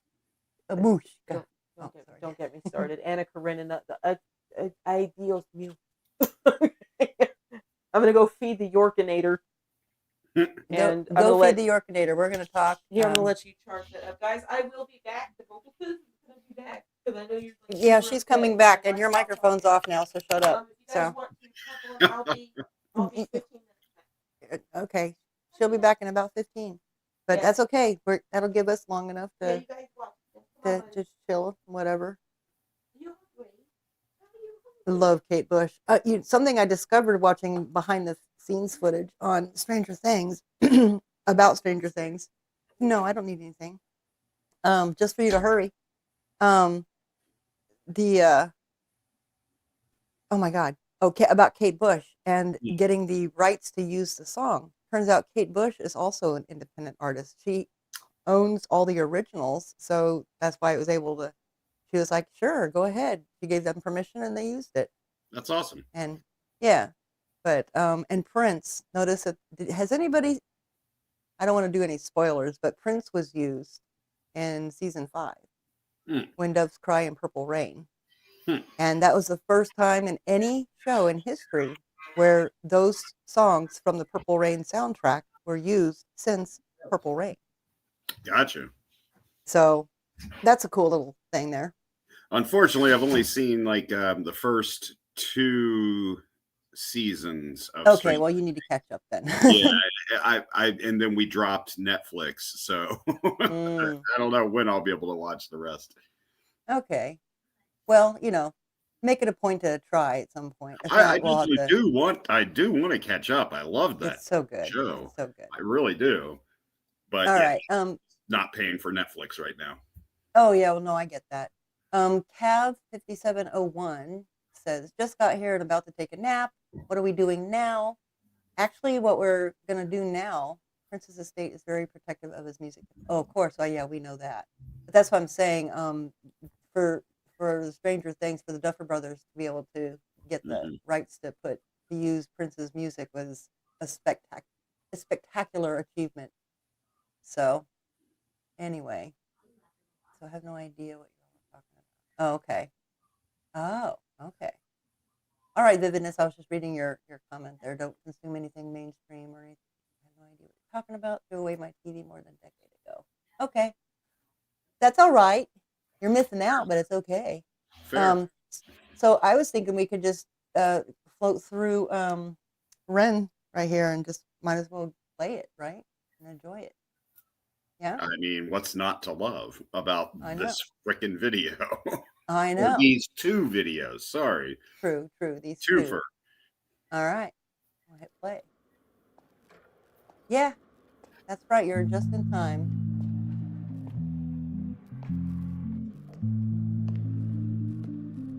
God, the way he attacks this guitar here, it is introducing the feel of the theme. Yep.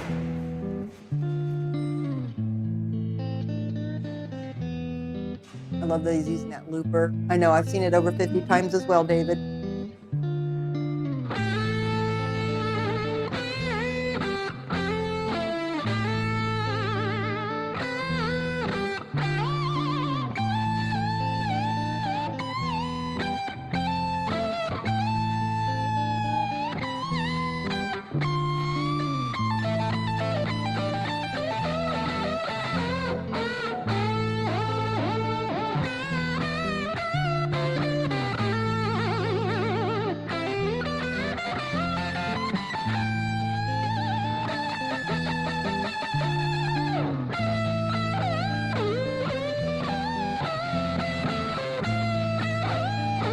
I love that shot going right up the neck, too.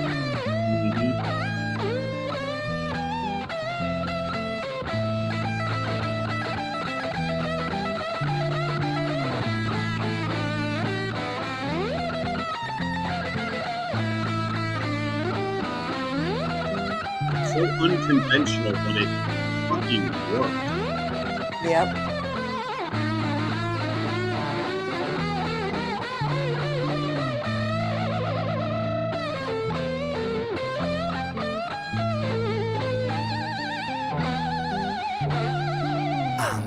Have you ever felt anger with nowhere to place it? Vincent felt cold, neglected and jaded, impotent, empathy castrated. Look for the new thing, always look for the new thing, but never look inside, never look within, without, above, below, same thing. Wait, it gets deeper than that. The insane thing is sane men living in insane terrain, contort insane brains that are kind of deranged, strange, without the factor of cause and effect. Factually, the man's a casualty of constant neglect. Let's start at the start. Vincent was born in the dark, home birth to a mother, painted scars on her arm. Track march from the dragon, China white in the palm. Shooting up the birth canal, Vinny fell out like yarn. Tumbled out, himself unraveling, and that was the theme. Exceptionally average grade, sprayed with low self-esteem. From the fire to the frying pan, painting it green.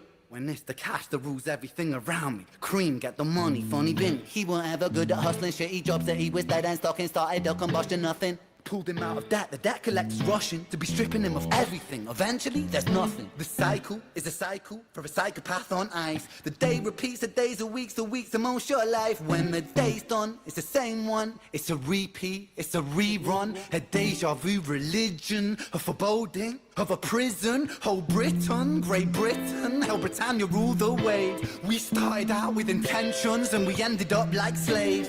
Drink to kill the tension, but the drinks cost your wage. What helps you is what kills you when you're living too deep.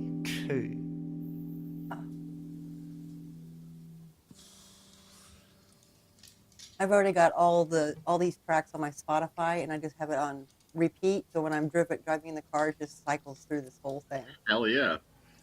His voice. Oh, this part, yeah. So it goes.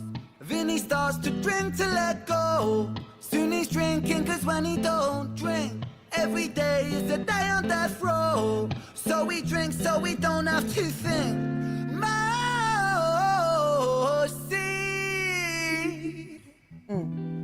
tastes bittersweet when the spirit that's inside of him sinks in his teeth, and and the months turn over. May to October, more days pissed than the days he spent sober. Skin looks older, demeanor gets colder. Sledgehammer swing to that chip on your shoulder. A cold prison deep in alcoholism. 40% proof, no juice. Inhibition get loose by decision and taboos. When we're living for the booze, who's who he lose himself to? 1 too many, 1, 2, 3 shots down. Drown those sorrows up in London town. If we in for a penny, we in for a pound. Fate comes full circle. Now it's Vinny boys round.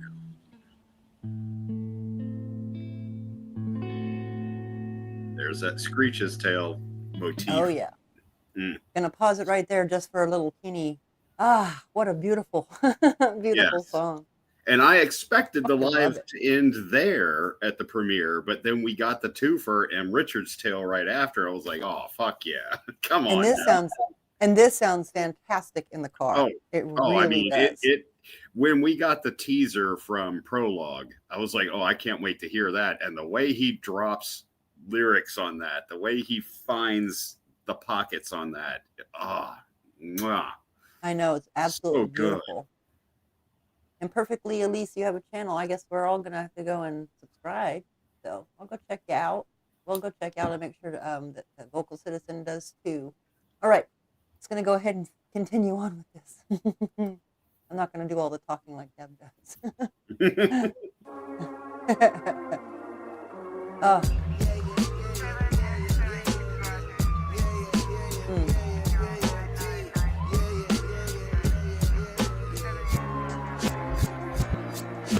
Sirens start singing as the screws murder silence. Stand on my Miranda, my right to remain violent. One man's resistance is another man's tyrant. When tyrants make the law, they go to war with non-compliance. Locked up, my favorite line. Locked up since his mother knocked up. Kitty grew up fast, pulled his socks up, chop chop. Keep that credit top top. Time is money, tick tock. Quantify the price upon your soul and then it's chop shop. Not particularly special. Vinny spent his life a vessel for the musings of the devil. Repetition caused some issues, turned a hide into a jackal. Building pressure in the kettle, bubble up to boiling level. Ooh man, he's a mad lad, falling on the warpath. Vinny split the atom like a Nagasaki bloodbath. Skies are raining black ash, copper car lights flash. Red and blue kaleidoscope, some folks don't like that. Never mind, just a victim of society. The one that serves you alcohol and sells you your sobriety. The one that sells you sex as it pedestals virginity. The one where we elect these lying pests with God ability. 1 to the 2 to the 3 to the 1. Our boy spun his own web-fed tarantulas come like 9 to the 9 to the 9 through his Christ timelines into set. Richard's fate was designed.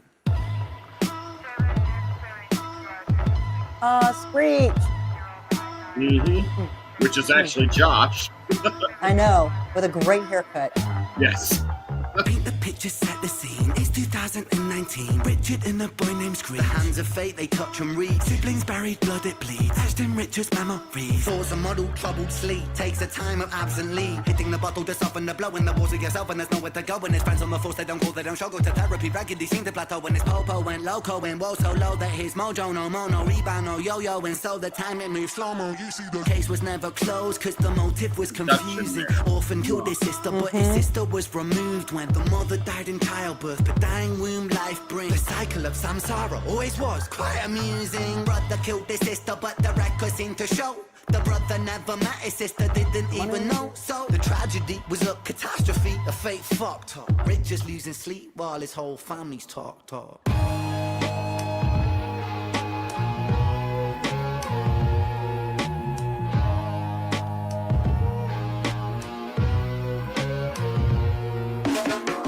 The 5 stages of grief is a common psychological model, often used to provide reassurance to all those stricken by loss.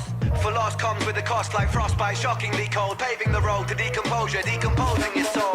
1. Denial, pretending for a while, reality retired, but everything is changing. Richie lost the will to smile, how to reconcile when murdering a child. The 2nd stage is anger, feel it bubbling the bile. Anger, damn the man that served the hand that wrote the plan. If God is will that's good and grand, then damn we are all are damn forsaken by creation, revelations Richard cannot stand. The 3rd stage is bargaining, begging God for second one chance. See you later, Lord, I know Vivid. it is a reach, but I'm begging on my knees. Resurrect the boy James, resurrect the boy Screech. I'll devote my life to thee, I will live a life of peace. Stage 4 is depression, that's a lesson taught in grief. Depression, demonic like possession, that feeds upon this spark for life. No water is refreshing, no sunlight brings him warmth, no sleep will ever bring resting. His guilt and doubt are oh so loud, the silence sounds so deafening. Depression, depression, the numbing of expression, the negative obsession, ruminating in oppression. Stressing is a lesson when your mind begins reflecting. That's stage number 5. 5 is acceptance.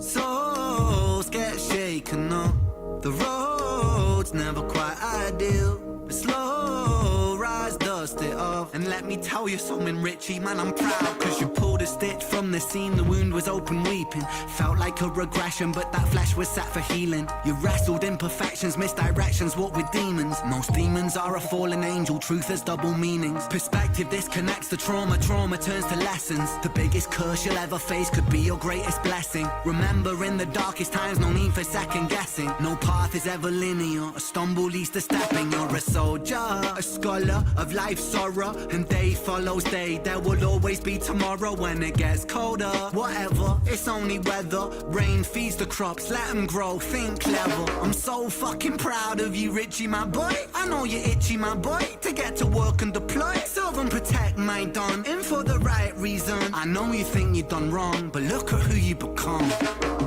It's your first day at work, big man. Hold that head up high, my friend. Come on. We're all proud of you, Richie. I hope you get out there and smash it.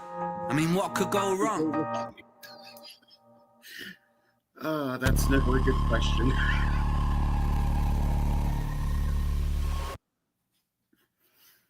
Perfection. Imperfectly Elise, hello, how are you? Look at that. I fed a Yorkie and a Persian with a partially shaved ass and a black cat who's older than dirt and came back before the song was over. Yay. Done and dusted. He gave you 10 minutes to play. Yeah, so I know Vividness has probably already popped out, but goodbye, love. Thank you so much. Chaos and Red and I will be filming together tomorrow. We're going to do all sorts across the Reniverse. And yeah, I'm still trying to, I want them to see What You Want, because I teased that with Chaos and Red, having a Beastie Boys sort of, I love that song so much. They haven't heard the Nas halftime. I almost said halftime. They've not heard that. They've not heard Losing It. They've not heard the Genesis, Suicide. Oh, come on. Jamie has heard For Joe because it's a piano piece, and I desperately wanted him I to saw hear that, that. obviously. My reactions up. If you guys haven't, go check my Forced Reactions playlist. You'll find everybody that I've ever forced to listen to a song, including these two. I introduced them to Dimash as well. Yes. So I love the cross-pollination. If you have an artist, even if they're a local band, and you love them, and you go see them every time they play to the audience of 10, if they're a rockin' ass band, hit me up on IG. Hit me up on my email. I'm vocalcitizenofficial@gmail.com. Like, I'm Vocal Citizen everywhere. I'm not hard to find. Nope. I'm the crazy old lady who wears a hair hat because her hair is going away because of all the medical shit. I don't care. No different than wearing a beanie. I have such a good time doing this channel and being allowed to be weird and wonky and wonderful and annoying and taxing on one's nerves. But I have a good time doing it, and you fuckers are crazy enough to hang out with me. So that says a lot about you. I'm happy in my craziness. Thank you very much. Me too. Me too. It feels way better than being bored. Enjoy your nap, Cav. Boring. I don't want to. We are normal. They're the crazy ones. That's true. Yeah. Hey, Cav 5701. I got a nap now. See some of you tomorrow, maybe. Okay. Thank you so much for popping into my live stream. Every single view really helps my channel grow, and I'm trying to get 25,000 subscribers. Oh my because God. why not? Imperfectly Elise, you just said you moved from Phoenix to Lake Havasu City. That's where we used to live for like 22 years. Imperfectly Elise, we lived And there in used Lake to be- Havasu City. There used to be a music scene there. There used to be because But we they- were because we were- promoters of it. Yep, we were promoting. Ask around about Soul Existence, Honeymoon Stitch. I Killed Kenny with an EYE, like the, and yeah, Mindless And Hope. Soul Clown. Yeah, but Mindless Hope wasn't from, started in Havasu. True. But yeah, there's probably not a music scene there anymore. Actually, there still is. Jeremy's band is still out there. Oh yeah, I just don't know what they call themselves anymore. Out there too, yes, he is. Yeah, Steve Muth is a great artist out in Lake Havasu. He's so Fleetwood Mac. He's Mick Fleetwood. It'll just and Lindsey Buckingham at the same time. He'll blow your mind. He plays a 12-string ovation. He does. Yeah, there are some really and cool harmonica. people. Now, David Jarvie is dipping out. David, thank you as always for showing up. I really appreciate you. I did live there, yes, up on Tacoma. I don't know if Bears Cove Italian Restaurant is still up It's on not. North Tacoma. It's not. No, Bears Cove hasn't been there in a It was long where time. McCulloch and Tacoma hit. And we lived in the Tacoma condos as well. But Right I across haven't the lived street out from there since Smith's. 2007. So I moved back in 2007. Yeah, I used to live off of Kiowa. Yeah. So people popping in, people popping out. I really appreciate everybody showing up. We still have 27 in. I want to ask some questions. It looks like we lost Lefty, and we just Jane have and Spirit Amanda. Animal in there. Hi, Spirit Animal. I love you so much. Oh, you're off of Tacoma. Yeah, I think we used to live off. Where of Tacoma is your too. voice? What? My My voice? voice? Yes. I have it. It's here. Oh. Yeah, Okay. I used to live on Kiowa. Yeah. I just didn't want to talk over people because I have a bad habit of doing that, and I don't. No, mean to. me too. I invented it. Don't be walking around with your little, sometimes thing. We also have somebody in the chat, Brent, Brent Hoban. Brent, yes. Yeah, he was commenting about he just found Ren because of you, and he was just commenting here about I think he was just seeing the bedroom by Ren for the first time. Oh, That's what I'm gathering based on what he was saying. But I Ren could be is a wrong. gift. Ren finds you when you need it the most. Hello, Andrew. Hello, Heartwork. Oh, hard work. Hello, beautiful people. Hello. And Andrew Hims, 9524. How are you, love? I had a friend who lived on posted Constellation and Jaguar and perfectly got you. I would like to say something. Sorry, I'm just reading comments. Please go say ahead. something. Yeah, say something, Amanda. Let me show you. Hold on, let me find it real quick. Sprechen Sie talk. Max Okay, so there was some drama going on because of the album cover for Vincent's Tales, right? Because they used AI, and a lot of people were pissed off about that. Ren just posted for the first time in the Ren subreddit. He's never actually personally posted there, so we're all very excited. But Brigitte, members of his team have. Yes, members of his team has, but this is actually Ren. What'd he say? He says, some people weren't happy with AI augmentation in the last artwork cover. We took it on board in its full glory, drum roll please, is the original Starry Night painting, which is in the public domain, accompanied by Big Ben, that the very talented Brigitte drew. Ain't she talented? And it's beautiful. Can you see it? Little closer. There you are, love. Oh, And that you is can kind of lovely. see it. Yeah, it is a Starry Night-esque with Big Ben there. Does it have the Thames in it as well? Have the what? The river? Does it show the Thames? No, Or I is it don't. the other side of Big Ben? I think it's the other side of Big Ben. I don't see the river. You look at it. No, that's Anyway. Oh yeah, okay, yeah. Of The course. Thames are in it. It's Yes. Your phone is small and not in landscape cool. mode. Very cool. That's super cool. I've always wanted to go to the UK, never got to go. Went all over freaking Europe, but we never got to go to the UK. The one place, anyway, I complain about that all the time because I'm putting it out into the universe. May that be changed. So mote it be and shit. Okay.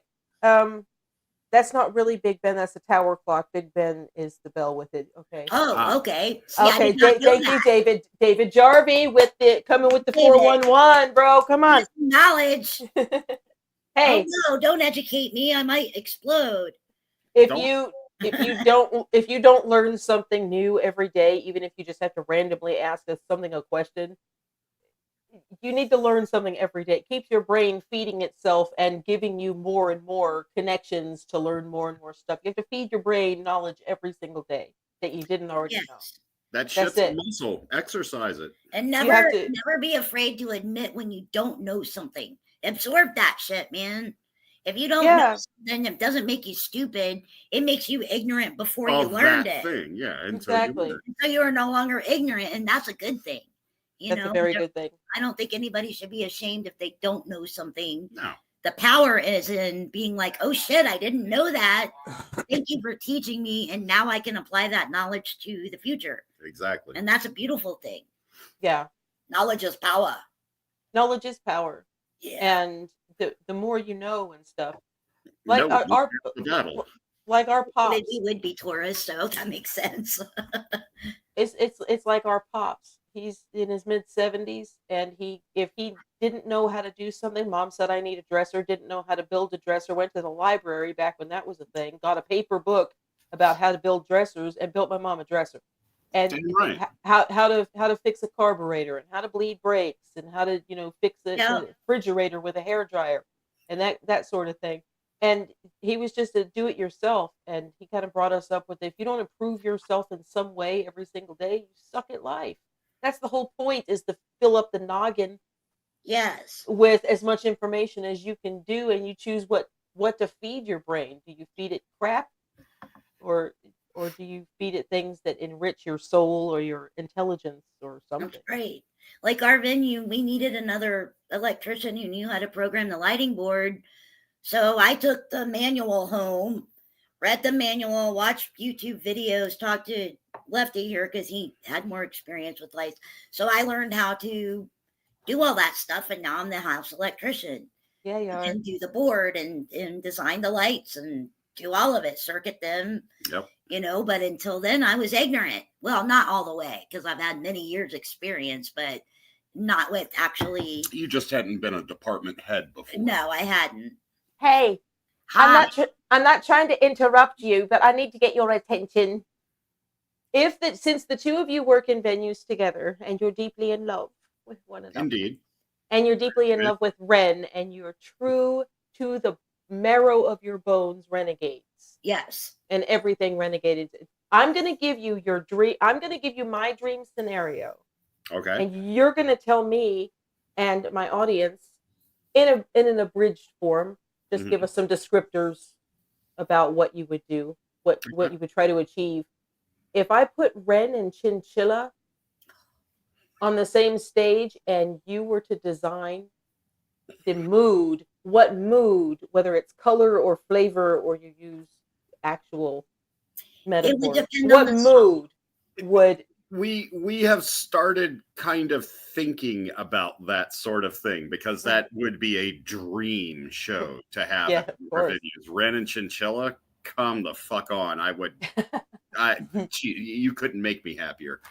But we have been watching songs of theirs and going, okay, this is how they lit it in the video because it makes sense for a video. But how would you tell the story with lights in a live setting? Would you have a special that comes up here and just like, red wash over stage kind of thing? So we've talked about that, and it would vary per the song, because we would want the lighting to reflect that specific song. So a lot of the times in live music, when you're the house electrician, like she is for me, you don't necessarily know all the music. So you just kind of busk according to the feeling of the music, and you've got different things assigned, different looks assigned to faders, and you just kind of roll through those depending on how it feels. Busk, which makes them go off automatically. Exactly. It's just doing it live. Well, period. yeah, but with Ren and Chinchilla, No, we would have a exact look. It's like, all right, what's your set list? Let's go. Well, give me your set list. That would be one of the few times I would use a light from the balcony rail. Yeah. Is if Chinchilla did fingers. Oh. I would want that same spotlight look, and that would have to come from the balcony rail level. It would. It'd be right in her eyes, poor thing. It couldn't come from the cove. Spot booth, right. Because that would be too high. It would need to be more front on. So we would blind her. We've spent a lot of time thinking about this shit. So, okay, be poetic and give me 3 words that would describe the mood if you were to light Chinchilla singing Fingers live. Oh. What three words? Okay, so Amanda Shadow, she's going to give us 3 words, and then Lefty will give us 3 words because they've got decades of experience doing this. So Amanda Shadow, you by yourself, what 3 descriptors would you want to achieve? I would probably have 3 words or phrases if you need them. But okay, blue overheads, red backlight. To give her a spark on her shoulders and to pop. And the cyc light too. And like Lefty said, I would give her that balcony rail spot, no color spot look. Light. Yes. Cast that shadow on the cyc. Yeah. Nerds. No, I'm just kidding. Yes. We unapologetically. Good for you. We need people like you. Okay. Lefty, what are yours? I 100% agree with what she's describing in terms of the depth on stage, giving that blue overhead, the red backlighting, that kind of pops the foreground out, gives it depth, and the front spot from the balcony rail would kind of mimic what she did for Hunger TV, which I think would kind of capture that. Anyone who's listened to that song has seen that live version, I'm sure. And that would instantly put you in that, oh, shit, we're here actually seeing it for real live now. I wouldn't change a damn thing that she just said at all. Well, thank you. That makes me feel good. I wouldn't. I don't see it in my head. I don't micromanage, but I do have my own opinions sometimes. And in this case, my opinions mesh completely with yours. Oh, and we'd have the frou-frous, but that would be 4. Yeah. Frou-frus are our leg warmers, so we have... In case you guys are wondering, this is what you call marital harmony. Yes. 8 years going strong. People are like, how can y'all work together and be at home together all the time? It's like, I like my job. I like my wife. What? Yeah. And we are nerds. We talk about work all the time. It's just you do the same damn thing. I would love to come and see one of your productions. I would love it if we could. I would love it if we could have Love Ghost and the Skinner Brothers and Cabretta and Chaos and Red and Chinchilla and Victus and the Big Push and Ren and Prof.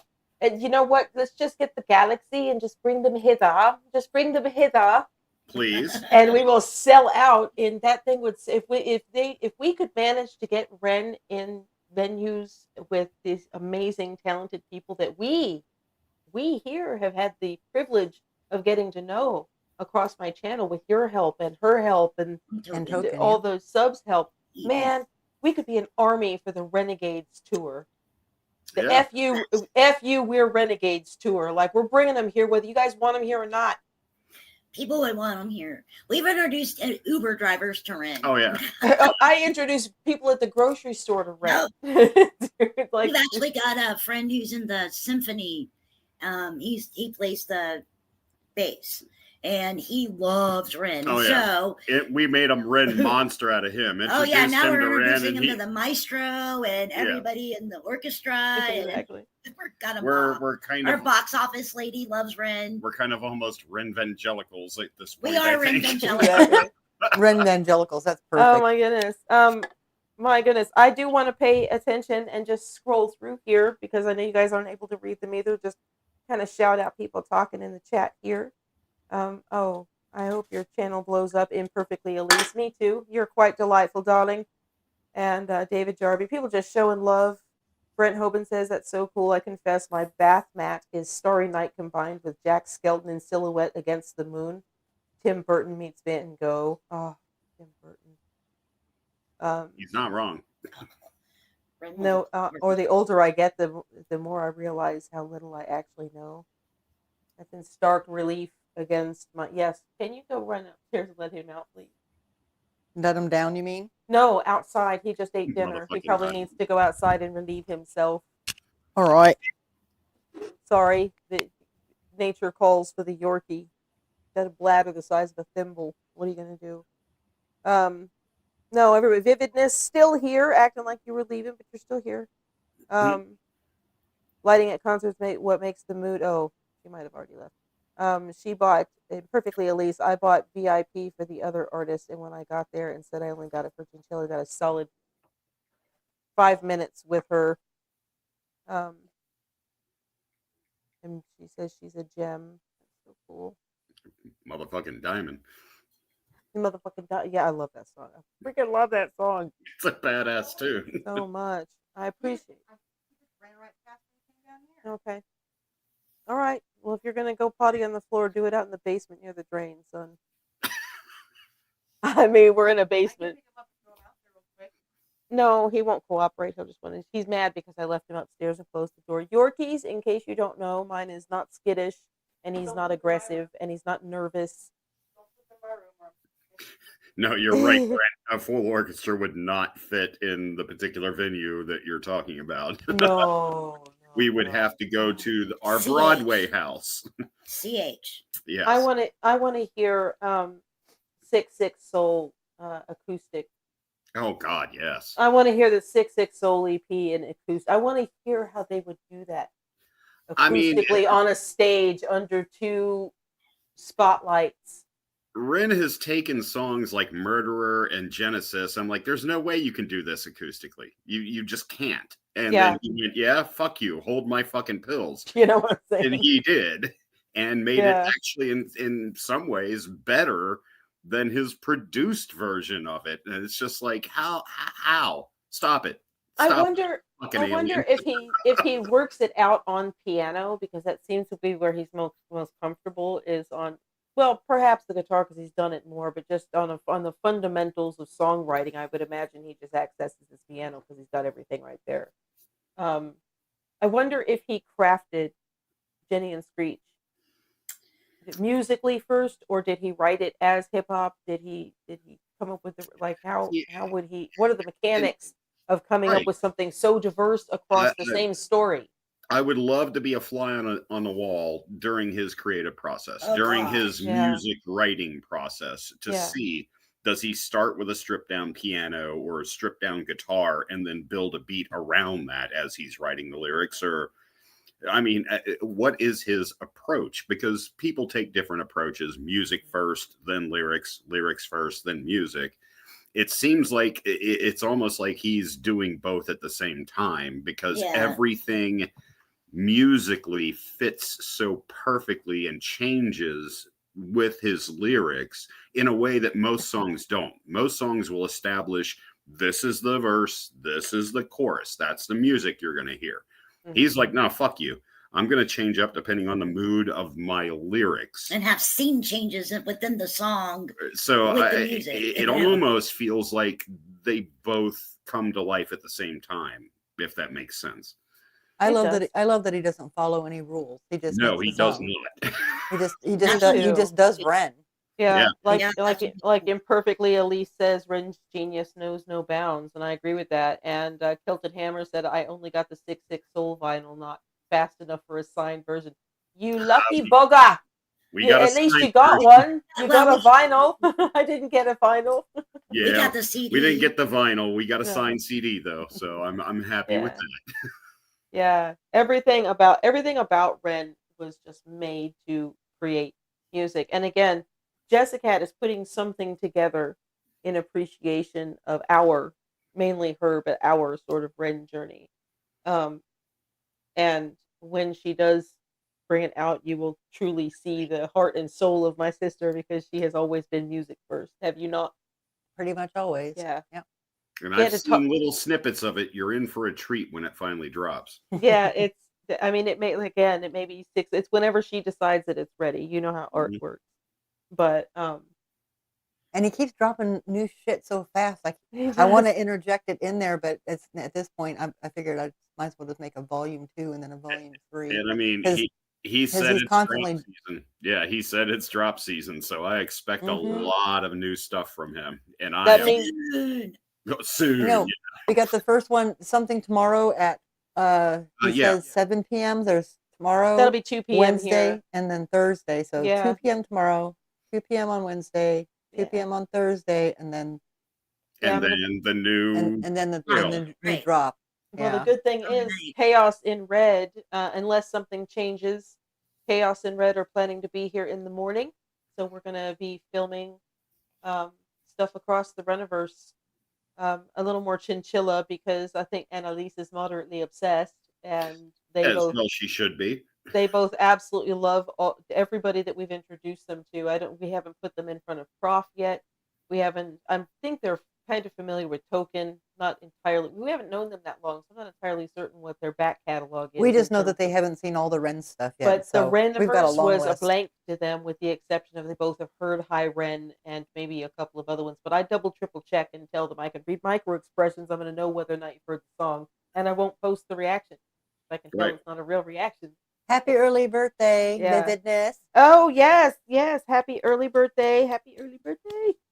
Oh, yeah, she's getting a new Ren drop for her birthday. You're getting a Ren drop for your birthday, jealous. Vividness. Vividness is in those comments. I am here to tell you. And Vividness is all in with Chaos and Red. They love and appreciates their talent. Chaos, and there's a Chaos lot and more Red coming with loves Chaos Vividness. and Red. So happy early birthday to you. I'm going to give you, Vividness, my darling, my love. I'm going to give you my very special happy birthday message, which is congratulations on another successful trip around the sun. Do it again next year. That's right. It's a great thing. And happy birthday to your roommates, to your roommate. Absolutely. Tilted Hammer. Yes. Tilted Hammer. Thank you. I love it when people say thank you, because I say it all the time. It's my it's my crispy nod to Adele. Thank you very much. Or thank you very much. Mm. That's what my mom says. That's a whole different thing. Thank you very much. Oh, genius. But Andrew, sorry to jump in, but Andrew says that definitely put them in front of Prof. He's a genius too. I want to show them High Price Shoes so bad. That's my favorite song by Prof. And next to Pain Salesman, of course. But yeah, High Price Shoes. That's a great song. I know that's your favorite one. That and Fuck You, It's Christmas. That one's actually pretty good too. Yeah. Celtic, we say Diakoyu. That's thank you in Ukrainian. Diakoyu. We say that to each other all the time. Diakoyu. Diakoyu. Talk means yes. Oh my God. Yeah. She said thank you, and she spelled it with a P and an H and a H. Thank you. How do you say that? H. Thank you. Thank you. Thank you very much. H. You seem to be addicted to using Danka. Danka Shane. Darling. Shane. Thank you for. I can't help but think of Ferris Bueller's Day Off every single time. Exactly. That's always what comes up in my brain. I always see Matthew Broderick in his little hair that is like that little curl on his forehead when he's singing. 100% great. the same. Oh, what are you still doing here? It's over. I think it was Kilton Hammer that just said, pronounce that slower. Donkey chains. It's sorry. Donkey chain. Yak. Ooh, you. Diakoyu. Diakoyu. It's a D in the backwards R, which is the ya sound. In Cyrillic, yes. K. Which is a Y, and U, which is a weird symbol. I'll write it in Cyrillic for you. Yeah, I'm not going to understand what you're writing. I'll do it. One moment. I'm imperfectly, Elise. I'm actually really glad that I'm a single person, because my ex-husband would have not allowed me to listen to Ren. Allowed, isn't that a great word? Yeah. Term? Allowed. Again, ex-husband from 20. You're going to allow 23 me years to do ago, something? so it doesn't matter. But one of the perks I love about being single, I can Ren my room up all I want. I can wear the t-shirts and listen to nothing but Ren as much as I want, and I pretty much do. Yeah. Yeah. Yeah, we have a tough life over here at the Vocal Citizen House because oh no, yeah, another raindrop. we have to listen to music all the time. That's what we do 24/7 is that's what we do. Another raindrop. Oh think you need to Ian says think you need to show Chaos in Red the demos songs. I love the visualizer songs for Heretic. Everybody drops Dominoes and Ready for You. Dominoes is forever stuck in my head. It is the wind up thing that just auto winds itself. I'll find myself doing work as a paralegal and realizing that I'm just humming I'm not going to do it to your ears, but I'm humming the dominoes, dominoes falling. That part, I'm just humming that little rhythm over and over again as I'm doing legal work. That's how entrenched it is in the marrow of my bones. He's got a knack of putting. So they're gonna see all of that shit. Go ahead. Sorry. He's got a knack of putting topics like in Dominoes to such a catchy tune that you almost feel guilty bopping along to it when you actually listen to the lyrics. You're like, why am I bopping to this? This is some seriously deep shit. But he makes it sound so good. It's the spoonful of sugar philosophy. I think. He spoon feeds you things you need to at least put in your brain pan. It's up to your brain pan and you're paying attention to the message that decides whether or not it sticks and becomes one of the tools in your toolbox to navigate your way through life. That's what music offers, is wisdom from people talking about pain and talking about joy. That music is the ultimate educator because that's where people throw their emotions into, that or visual art. If they're not just putting out commercial schlock, yes, that's what it should be. Yeah. Yes. But even then, there is a forced moral to the story. I'm a lion in this bitch. Kilted Hammer mentioned That's my big sister. She's not. You don't get to say she's your big sister. That's my big sister. No, Kilted Hammer said, speaking of entrenched, I'm a lion in this bitch. Is forever in my vocabulary. Okay, so I saw that, so I had to do it. Now it's I had to in do my it. head. I'm a lion. That's funny shit. I have to cough now. I'm about to mute my mic, which is clipped to my brassiere. Blush if you need to. Brassiere. Oh yeah, you can probably hear in the distance. Oh yeah, your mic is still picking her up loud and clear. I am so sorry. Vocal Citizen. No, it says it's muted. Yeah, but Yeah. Jessica Kitty's mic is still picking you up. Oh yeah. You got good mics, is all I'm saying. I got good mics and I cannot lie. Anyway, there you go. I am truly, truly sorry to everyone whose eardrums I just blew out with my stupid Midwestern cough because I was unfortunate enough to be fucking born here. Blow out. We could just hear you in the background from Jessica. That is not a little muffled, darling, but we could hear you fine. That is not pleasant to the ear holes, though, is it? No, it isn't. My eyes and my ears are fine. Nothing's bleeding. I just got Phoebe from Friends closing her eyes when she saw Chandler and Monica making out in the apartment. My eyes! And for some reason, that just popped in my head, so I have a bit of a giggle for nostalgic reasons. Yeah. Well. Yeah. Hey, I've got a question for everybody. Please, what's your question? It's a phenomenon that Lefty and I experience like every day. I know. I suck. Every single day, we wake up with a Ren song in our head. Yeah, pretty much. So we ask each other, what'd you wake up with? And then we'll listen to the songs. Today, we both woke up with the same song, which is Life is Funny. Yes. And I was like, whoa, that's like one of the first times we've woken up with the same song in our heads. But some days it's Control Alt Delete. Some days it's chalk outline. Some days it's just a song I haven't heard in a while. So it's not like I heard the song before I went to bed or even that day. I don't know, though. But it'll be the soundtrack to my dreams. Like every time I roll over, I'll have that song as the soundtrack to my dream. It's the coolest shit ever, man. One of my recurring brain worms from him is off demos. It's I get Ocean. Yep. I get Ocean. It is so underrated. Mm-hmm. It is. It's I absolutely love that song. Yeah. I love that song. I mean, BB, she's not a vocalist. She's not a singer. That's not what she does. But damn, she killed that. And Crutch. But Hi-Ya-Yo. I was gonna say Crutch is sort of my. Oh, yeah. That's my need to hear. That's my need to hear.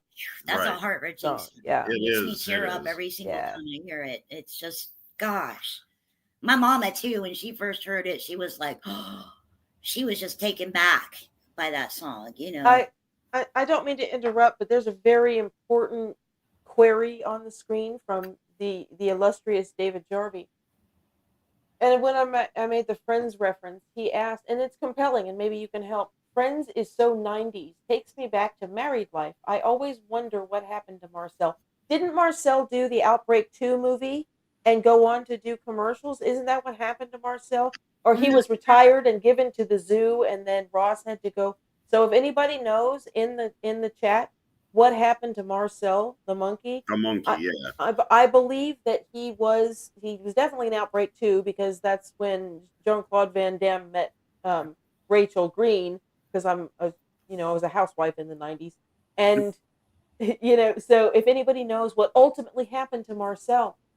I'm pretty sure he was donated to a zoo. I think he was donated to a zoo, but then the guy was in the zoo, and he was saying that he was trying to bargain in zoo dollars to get the creepy janitor guy to tell him where Marcel was. Oh yeah. And I can't remember how that worked, so somebody needs to help me. Okay. And yes, I went off on a bit of a ramble. Yes, I did. Why? Because what the fuck happened to Marcel? I don't know. Please make me smarter. Thank you. David says he reckons he moved to Nebraska and started a rock group. Sure, that's the reality I choose to believe. Sure. That's a good one. Rock on, Marcel. The band's name is Fuck You, Central Perk. I think he was donated to a zoo as well. Fuck off with you with that. You're going to kill me over here, Smalls. You're killing me, Smalls. Fuck off with you. Fuck off with you. That's right. Available on Redbubble.com. Anyway, I don't care. Nobody ever shops on my Redbubble, but lots of people look, and I'm like, hey, if nothing else, they're grabbing the graphic and using it somewhere else. It's just fine, too. Well, I mean, just them looking helps the algorithm, which means Redbubble will push you more, so...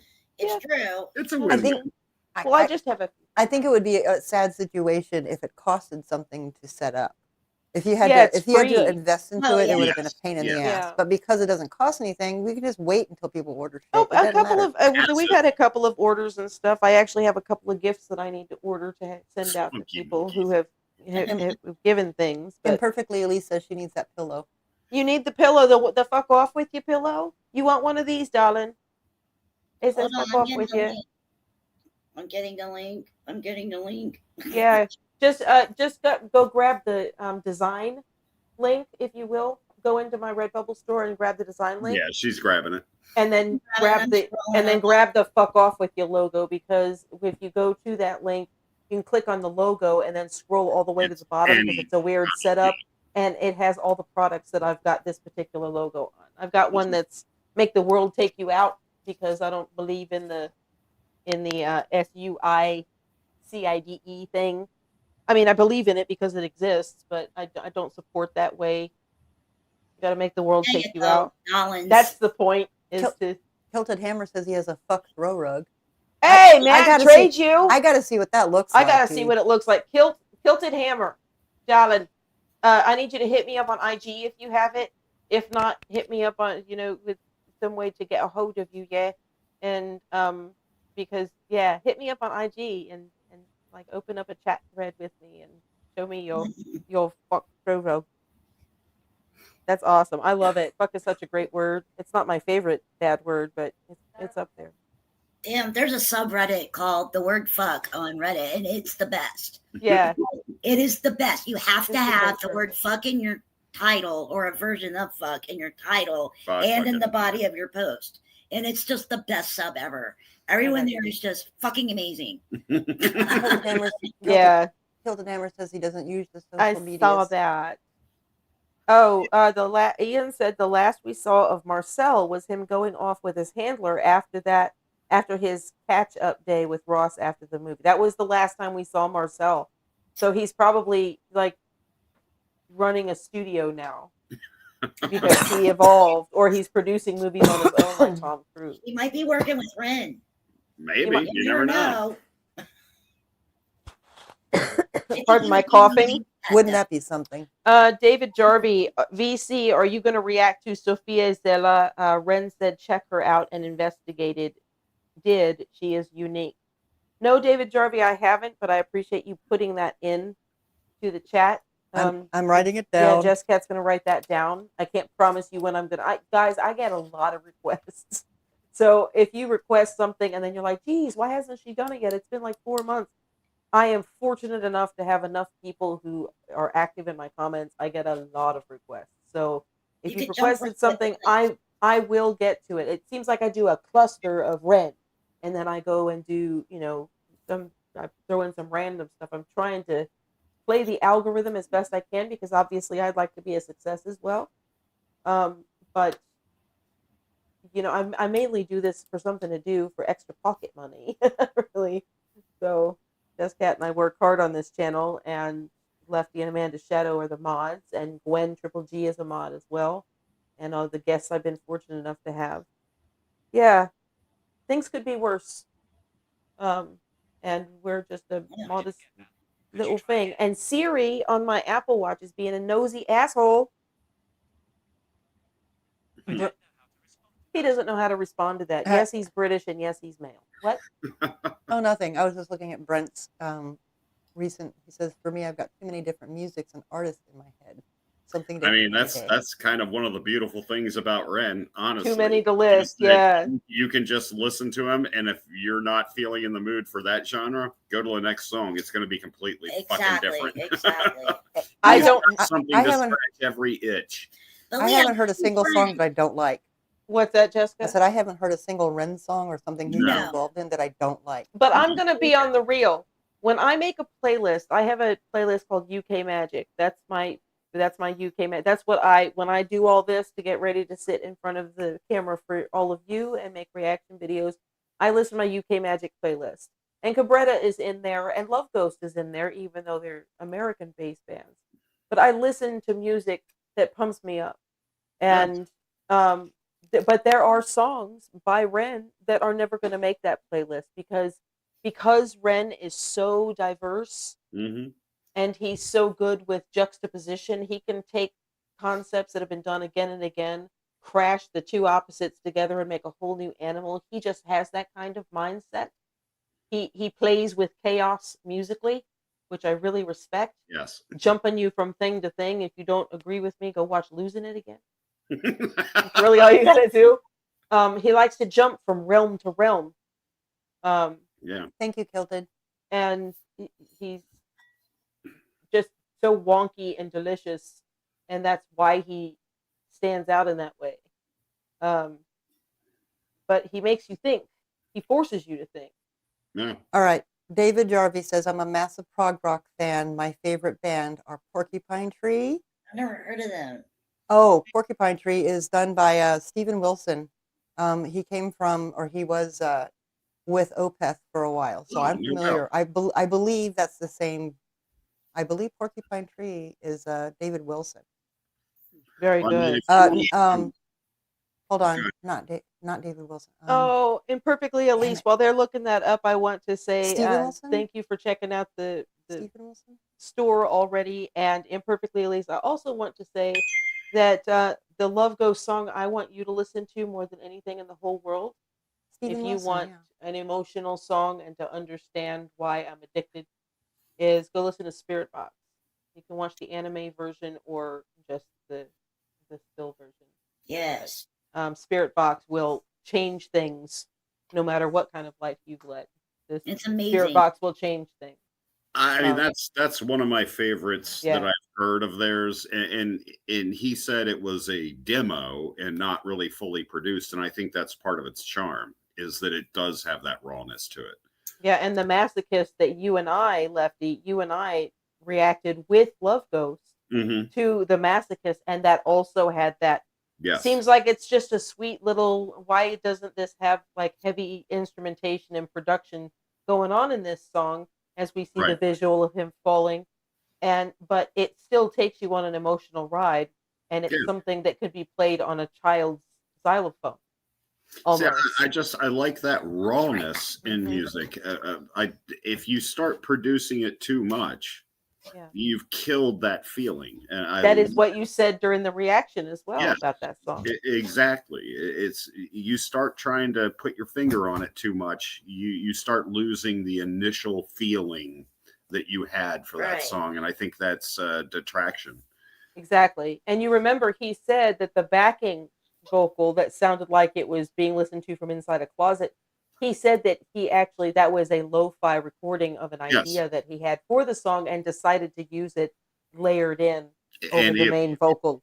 And it worked beautifully. Beautifully. I think if he had produced that any more than it was, he would have robbed it of its feel. It would have been campy if he had overproduced that. It would have been. It would have lost the magical, dreamy, reflective feel of that song 100%. And what those lyrics mean if he had overproduced that. But you know, Finnegan Seekerbell, who is essentially Love Ghost, he has great artists or great musicians around him to help him support that vision. But ultimately, it's been who conceptualizes what the emotional tone of the song is going to be, and how does he nail it every single time, because he is equally connected spiritually to love and spiritually to death, and they're like two magnets trying to just barely strong enough to keep each other from colliding. That is the sense that I get when I listen to Love Ghost. He's constantly introspective. And Perfectly Elise says, could you, she says, thanks, Vocal Citizen, could you IG me a link? So to Imperfectly Elise. And I was going to comment up here. Brent mentioned Dream Theater. I actually have seen Dream Theater. I love their music. Octavarium is probably my favorite album. That and I saw Dream Theater with you. That and Change of Seasons. I was that close to John Petrucci. What are you talking about? I hit John Petrucci in the leg with a bumper sticker. John Petrucci. And I've seen Opeth twice, and I didn't get a chance to see Steven Wilson, though. He wasn't there with Opeth at the time, but I know that Steven Wilson had a lot to do with the production and some keyboard tracking on Deliverance and Damnation. Their dual release. So, yes, Portnoy is the absolute beast. Damnation is my shit. Yeah. Don't get me started on Opeth. Oh, I just wanted to throw that in there because the conversation, I saw Dream Theater pop up and I was like, yeah, love seeing them in person. Are there any Rush fans in the house? Are there any Rush fans in the house? Go ahead. Not a Rush fans. I respect Rush, but I'm not a fan. I will still be your sister, but it's going to be more difficult. Just threw some pebbles in the road. Whatever. Really? Yeah, I'm not a big Rush fan. I guess I respect it. I mean, I will listen to it, but it's not my favorite stuff. No. It's not, as a kitty, I'm on your side on that one too. I see the skill and I appreciate what they do. I respect it.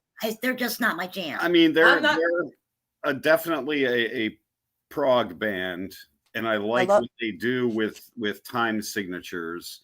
But I've got to say, if I'm going to point at a prog band that does a lot of playing around with time signatures and just fluid moving between them, I'm sorry, it's Ginger, hands down.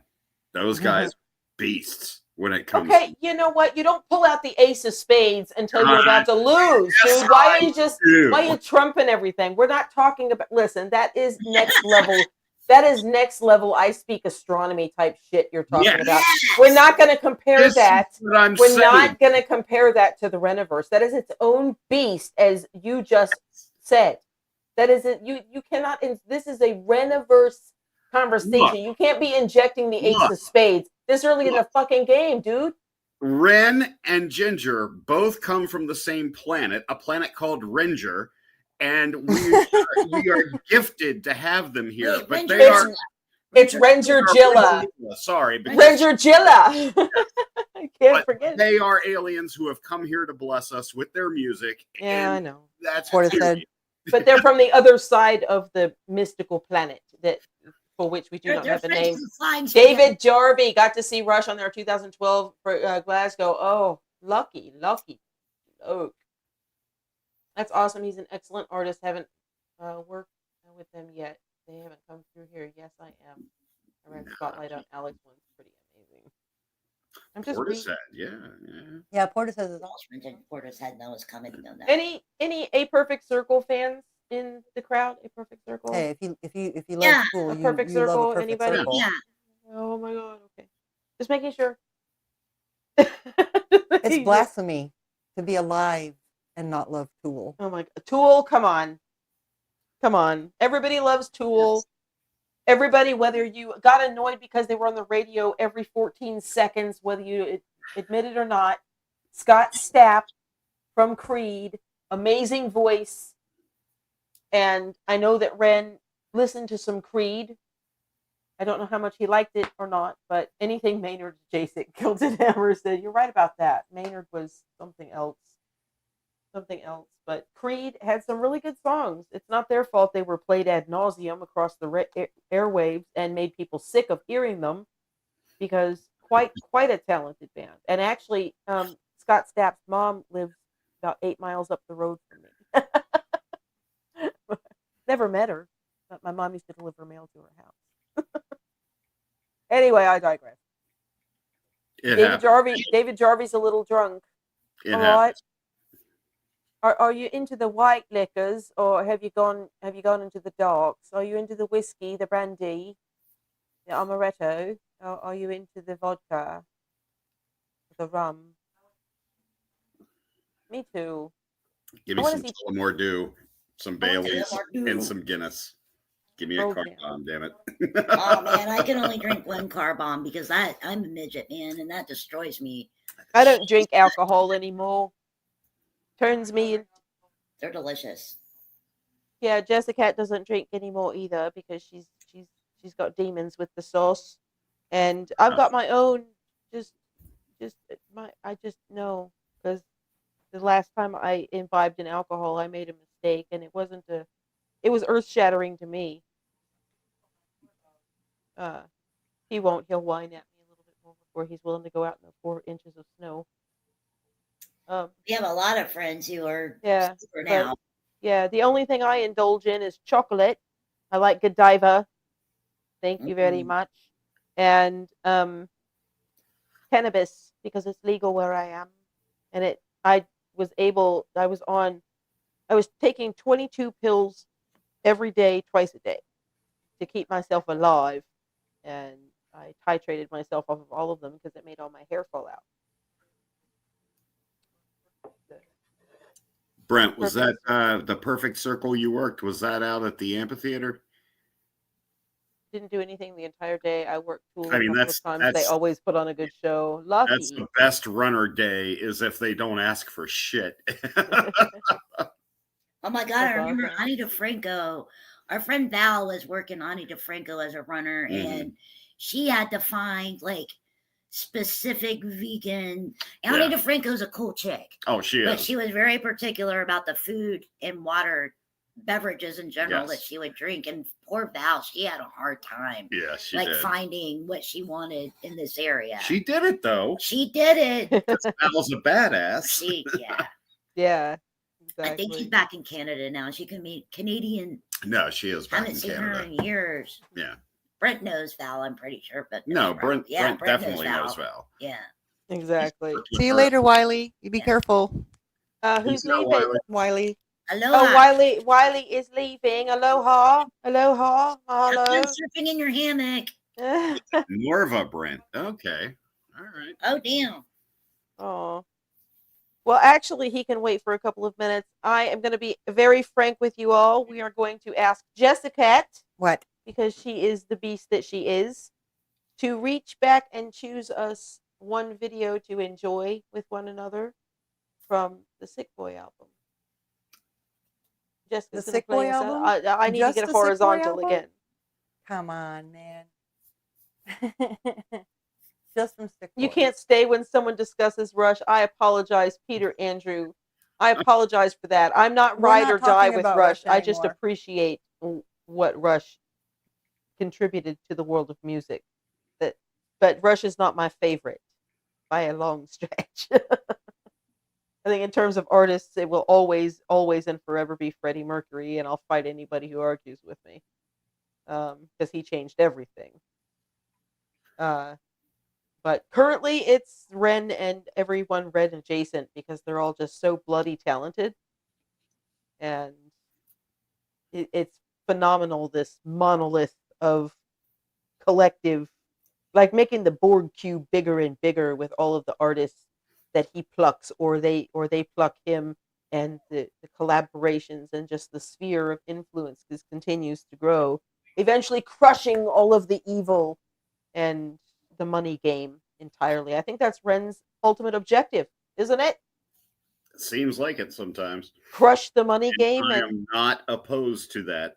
I'm not opposed to it either. That's why I love YouTube. Shout out YouTube. YouTube is the most watched thing on the entire planet. On the whole planet, it's the most watched thing. App, website, whatever you want to call it. Now your dog's looking at me again. That's because my dog needs to go outside and relieve himself, but he's too lazy like 45 times to deal with the snow. I'm going to let Jessica get this queued up. I'm going to force my dog to go outside. We're going to be live long enough to watch this video, and then the Vocal Citizen is going to cast off because I have to get up early so Chaos and Red can come into the studio and we can film, and we might even go live again tomorrow with them performing whatever they might have cooked up since the last time they were here. They did hear quite a bit of Reniverse music that they want to cover. You never know. But if we do go live with them, it will be right around the 1 o'clock hour Central Standard Time. Don't go anywhere because we're going to jam out just as a group. If you want to leave requests in the chat while I'm gone and during the last video, please do so. Pardon me, I am a good Yorkie mom. I'll be right back. Do your thing. She's taking care of her little dog. She went and ate dinner and now Yeah, I know.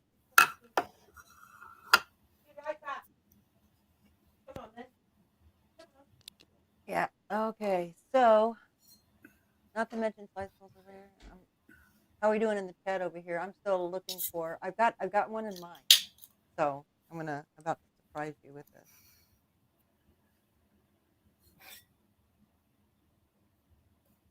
It's gonna take me a second. Say stuff.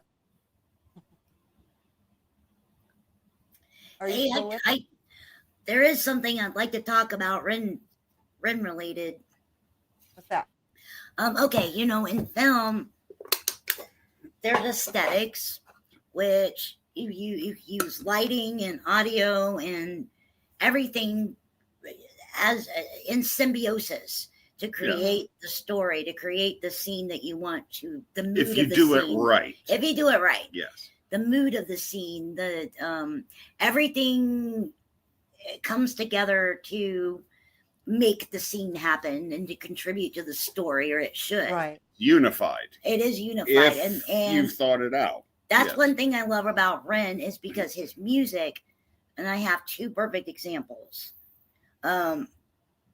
His music is meant to, it kind of brings you into the character's head. Yes. And it's in combination with the set and the color palette of the lights and the props, everything. But very much.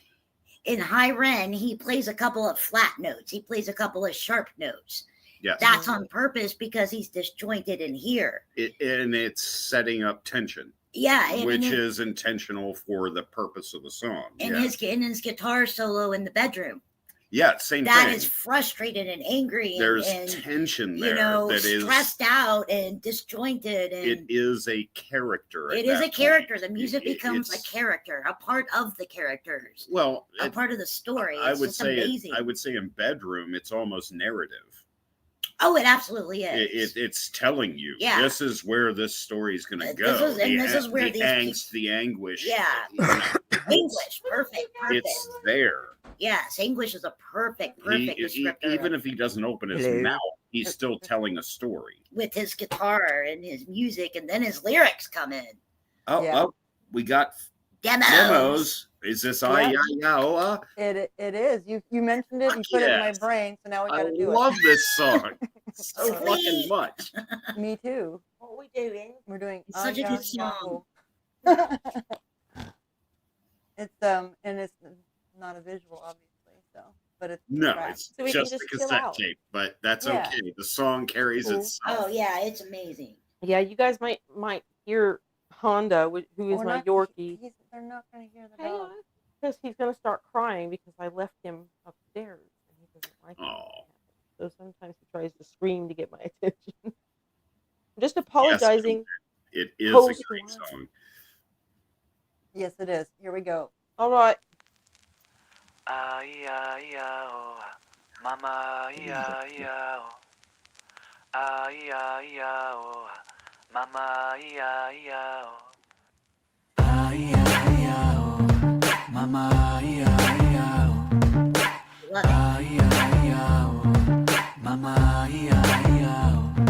I metamorphosize like butterflies growing in their chrysalis. I'm sick with this. I spread my wings and take off like the mothership. An extraterrestrial, celestial MC. Encounters of the illest kinds, rhymes rudimentary. Rhymes rudimentary, enter earth like re-entry. Elementary, my dearest Watson, rhymes by the plenty. A boy in his 20s, attitude like I'm 16. Memory like I'm 60, standing about 6 feet. I'm Swiss cheese, cheesy with my chat app lines. Easy, are you smuggling a carrot or just really pleased to see me? I'm a genie in a beanie, pitching rhymes like they're tense. I'm more complex than the twist in the Sixth Sense. The illest, like Bruce Willis, make you die hard. Try to step the odds, we'll make you walk the whole 9 yards. I'd be much sicker than Pulp Fiction, unbreakable, it's evident. There's sin in this city and I'm rare like the Fifth Element.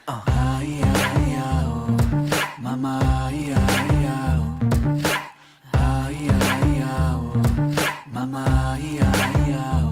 I can feel your soul. Can you feel my soul? I can feel your soul. Can you feel my soul? I can feel your soul. Can you feel my soul? I can feel your soul. Can you feel my soul? I can feel your soul. Take control as the cards unfold. I move like light in the prison, bending beats of gold. An old soul preaching on the streets of Britain. With these bad tools I hit 'em. Like rare jewels I glisten. Like rare jewels I glisten. Prick your ears and listen. I split the atom, turning tracks nuclear like fission. Then jump inside the atom, hit with Ricky Hatton speed. I'm Muhammad Ali, eeny, meeny, miny, mo, you see. ABC me, I'm Bibby the kiddie from Oggy for City. Style is gritty, sitting pretty. If you miss it, it's a pity. Construct these lyrics and then mix them like cement. We do woohoo music, if you use it, represent. I repent all my sins as I'm praying like a mantis. Allow me to get deeper than the city of Atlantis. So angel tears rain upon me in the shower. Money, it makes devils out of saints seeking power. Mama,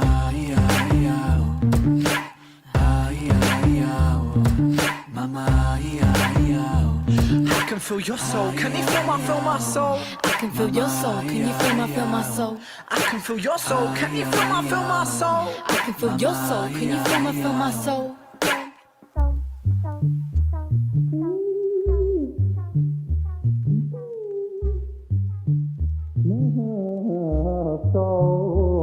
I can feel your soul, can you feel my soul?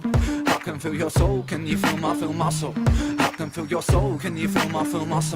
I can feel your soul, can you feel my soul? I can feel your soul, can you feel my soul? I can feel your soul, can you feel my soul? I can feel your soul, can you feel my soul? I can feel your soul, can you feel my soul? I can feel your I can feel your I can feel your I can feel your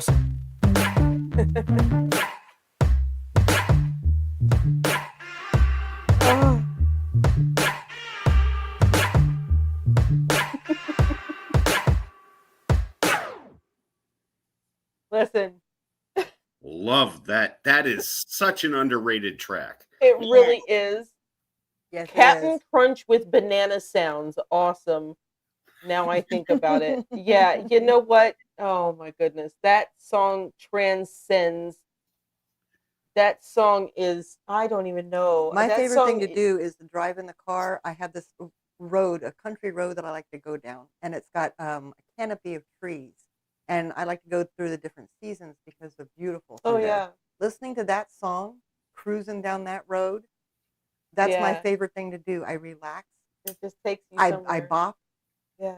Love that. And zone. I can feel your soul. Can you feel my soul? I mean, fuck. That's with the top down. I mean, that's a mantra song. That's just you need to achieve homeostasis within yourself mentally, so you're not overly excited about the thing you might be overblowing and getting your hopes up for, and by the other extreme, not be as upset about the thing you were upset about. You need to listen to a song to level out your emotions and your rationality so that you can move forward in an intelligent and productive way, you got to listen to that song. That's going to level you, especially if you're able to float in a bathtub or a pool while you're listening to it, bro. You will be all set when you get up out that bitch. You will, because I do it when I start having back spasms. That's the song I put on. Just roll back and close my eyes. And even though I don't feel better, I feel better at the end of it. Sometimes I listen 5 or 6 times. Don't judge me. We all have our vices, No okay? judging.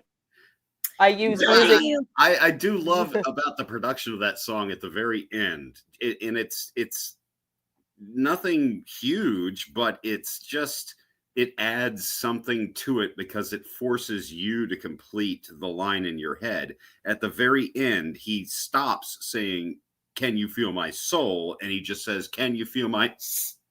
He doesn't. He says this, but he lets it complete in your head because it's already been repeated so many times that you can't help but complete it in your own head. And it's like the philosophy with movies. It's you cannot show somebody something more creative than what they can picture in their own head. Mm-hmm. And he's kind of taking that philosophy and saying, you finish this line. You know what it is, but put your own thoughts into it. It's like and it's dominoes. Yeah, exactly. Exactly. The best writers know how to make their songs not only substantive, but to be vessels in which the listener can pour themselves and see how it measures out. Yes. That's an analogy I like to use for a song, is that a song is a vessel into which you pour your individual perspective, and then you see how it measures out. Absolutely. And sometimes it's a good song that doesn't measure out, but about a third of the vessel gets filled. And that's one for a filler song for a party. Maybe you'll listen to it if it comes on. But the ones that truly measure out, those are the ones that fill up your playlist. Yes. And that's the way I measure out what goes on my playlist. Because what's the point of having a song on there if it's not one you must hear? Because you're just going to skip past it anyway. Right. No, absolutely. Yeah. So this, and Jessica's actually pulled one up. I was going to cut this live stream off, but she's pulled up the one that I need to hear right now because I'm great Come pain. on now. You can't go wrong with this. This is going to be the last one that we do tonight, and then we're going to end the live stream. I'm not out here begging with a hat, but if you would like to support the channel, you can find me on Buy Me a Coffee, Venmo, CashApp. You can do a super chat while this live is going on. If you want to. In the chat. Yeah. I'm not going to argue with anything, even if it's $1. But I know you love me anyway because you listen to me ramble, and that makes you great people no matter what anybody else says. Hey, due to the traffic that you're getting and the sub count is rising, things are doing not too bad. They're not, Don't make me start crying. let's just say the channel is finally starting to make some money just from views, people watching videos. Just from people viewing, people checking it out and watching. That's awesome. Hi, Gwen. That's starting to happen. Yeah. Yeah. I work as a paralegal, but it's about 10 hours a week. So Jessica and I are in a very fortunate situation to where we don't have to worry about the housing situation. That's but a big factor, it's tough. It's tough time for everybody, and I'll still do a request for you, even if you just put it in the comment section. It's just going to take a while. And hey, Gwen's back. Gwen is back. Oh, all napped up. Did you have a good sleep, love? We're going to listen to this last song, darling, and then we're popping off. For real, though. Hey, Tilted Gwen. Hammer. Tilted Hammer. I remember when you first commented on my videos, and yeah, I'm glad to have you. Welcome here, Tilted Hammer. We love you already. We do. You're awesome. We do. All right. So let's get into this. She did have a nice nap. That's fantastic. Gwen Triple G is one of the finest human beings to inhabit this planet. Slancha Gwen. And Gwen is just she is an amazing human being. We love Gwen. Yeah, we do. Very, very much. We really do love Gwen Becky. so very much. Yeah, and Becky as well, and Amanda Shadow, and love. It's like it's a love fest. It's a bloody love fest. Love all y'all. We love all of you. Look, I'm so lucky to get to doll up as best I can at my age and sit in front of a laptop and visit with people and film things and edit myself to look like a complete moron with all the chipmunk. Guys, get used to the chipmunk voice. It allows me to save your time, because as you can tell on these live streams, it takes me a week to, I love you, Gwen, land the plane and get to my point. That's why I edit, and chipmunk voice makes me happy because you have to fit it into the proper time signature or time stamp on the whole video to fit into the algorithm to get pushed up to get more traffic. I love the chipmunk voice. You do several refueling stops during your flights. you don't land that plane early. No, that's why I edit myself. Oh, Kilted Hammer likes the chipmunk voice. Yeah, Gwen Triple G. And when I first had her on the channel, and it would take me a week to get just my intro done, she's like, land the plane, girl. Look at the screen. She's still saying land the plane. Look at the screen. Yeah, land the fucking plane, sister. Coast on the air. Pardon me. Except, especially when I say my catchphrase. What's up, YouTube? This is Vocal Citizen. This is Vocal Citizen Reactor. This is your first time to my channel. Hello. Thank you very much for clicking on my video. Fair warning, I have the Vocal Citizen. What the fuck I want? Now, I hope you're cool with that. If you are, let's get on it. I love a particular girl who you've had in your studio. She's almost got you down pat. I know. She keeps messing with me in the reactions. She killed me the first time she started doing that. That was I was like, oh my God, that is brilliant. Yeah. You know, I've always been a clown. At some point, she's going to end up doing the intro for her. Yeah, because double shut up and just let her do it. She will. But you know what? I love it. I love the weird and wonky.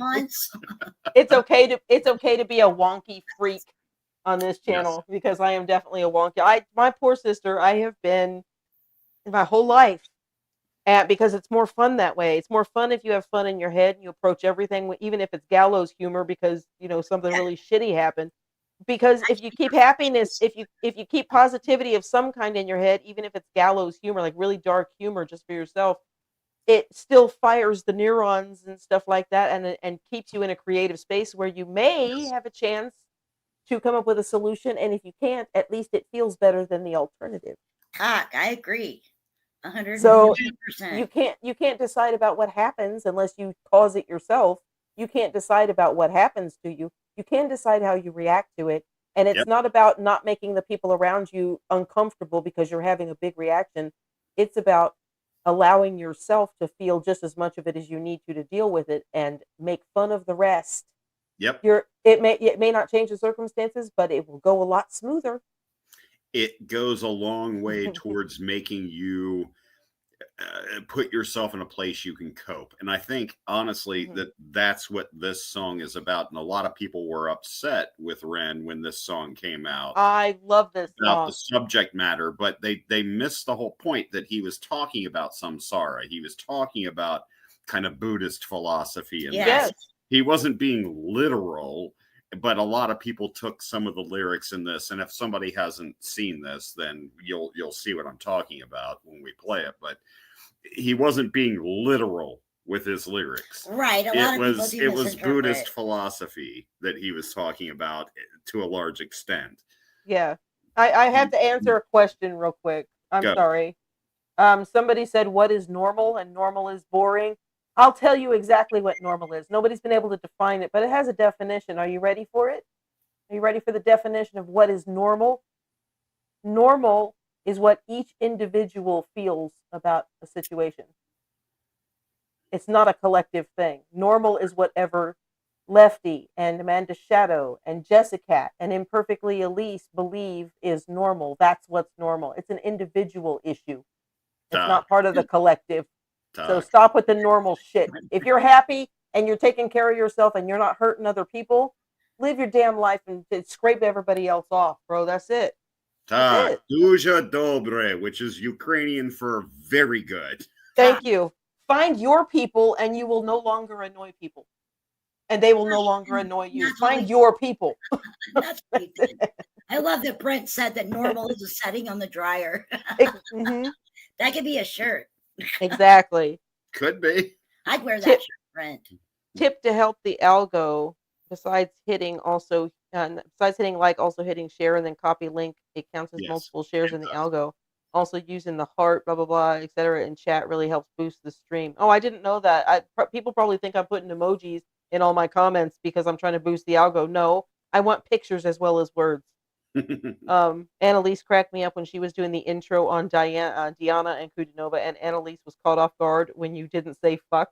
Yeah, because during Diana and Kudinova and Dimanche videos, we don't cuss because, oh, I'm perfectly at least preach. Listen, I'm actually thinking about doing a podcast, but I don't know who would fucking listen. I'm thinking about doing a podcast. I will never do politics on my channel, but I want to do a podcast and just let people call in or come in and ask somebody, and I'm going to call it unsolicited advice. And if people come in and say something, I'm just going to go off and tell you what I think, because who am I? Nobody. I'm nobody important. I have a YouTube channel and lots of great subscribers and great help and mods. But she just never shuts up. I'm a blip. But boy, I will tell you how to live your life, because I come at it from a stoic, Marcus Aurelius sort of fundamentalist freaking place, and not fundamentalist like a religion, although I am a person of religion, but I'm not going to beat you over the head with it. That's supposed to be an individual journey, not pushing, I don't care if you like mushrooms, eat them anyway. I'm not that kind of person of faith. If you were that kind of person, we wouldn't be here. But I'm gonna tell. I want people to call me and be like, "Oh, my boyfriend did this, and should I be mad?" Because my daughter used to do that all the time. And I'm like, how did it make you? It depends on the circumstance, but I give cutthroat. I don't think it would go over well on a podcast, but you never know. I couldn't agree more, Kilted Hammer. Thank you for not discussing politics. No. Believe me, I could discuss some motherfucking politics. I could bring it to you. But I am a kind person who is not aggressive and would never do anything to try to ruin anybody's life.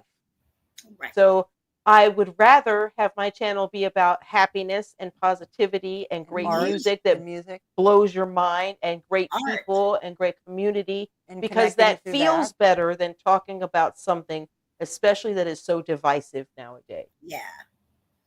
Agreed. Politics conversational basically is the first step into falling into a bad mood. Yeah. I don't want that. You're going to put yourself in a bad mood. There are other people who are better educationally equipped, have way more subscribers. Those people, there are a lot of those channels that talk about those particular subjects. Yeah, I want to talk about the joy of music. Huff and Puff podcast.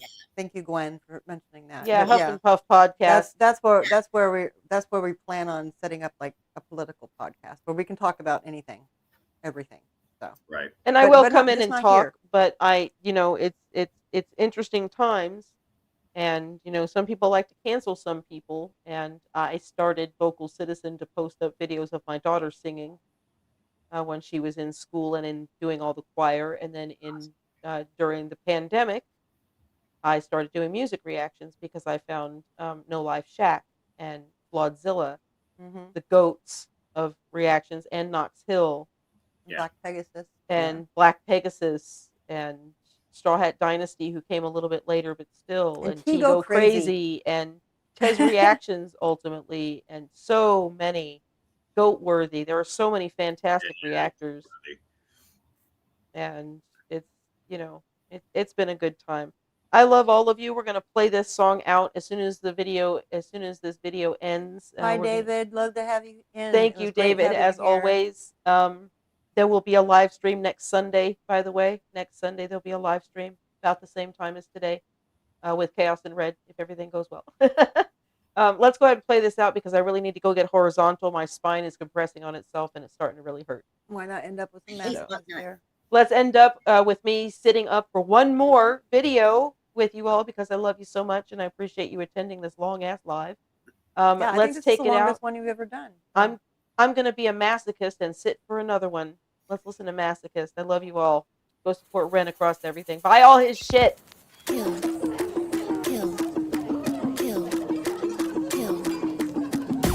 Murder, there's a killer on the beat. Animal flow, I cannibal, and it's time to eat. Eeny, meeny, miny, Mohammed sting like a bee. Flow rope like a butterfly, then crucify the bee. Okay, let's switch to roleplay. I'll be the court case, you be OJ. Apply the pressure, right to the letter on the probate. My flow is cocaine, stacked by the key G.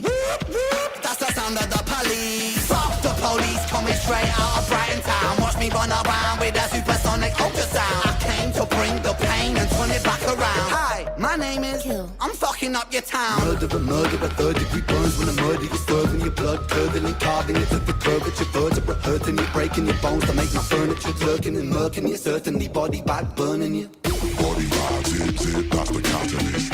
Take the curve of the earth and I flatten it. Time bomb, tick, boom, barricade. Don't trip, I'm a motherfucking masochist.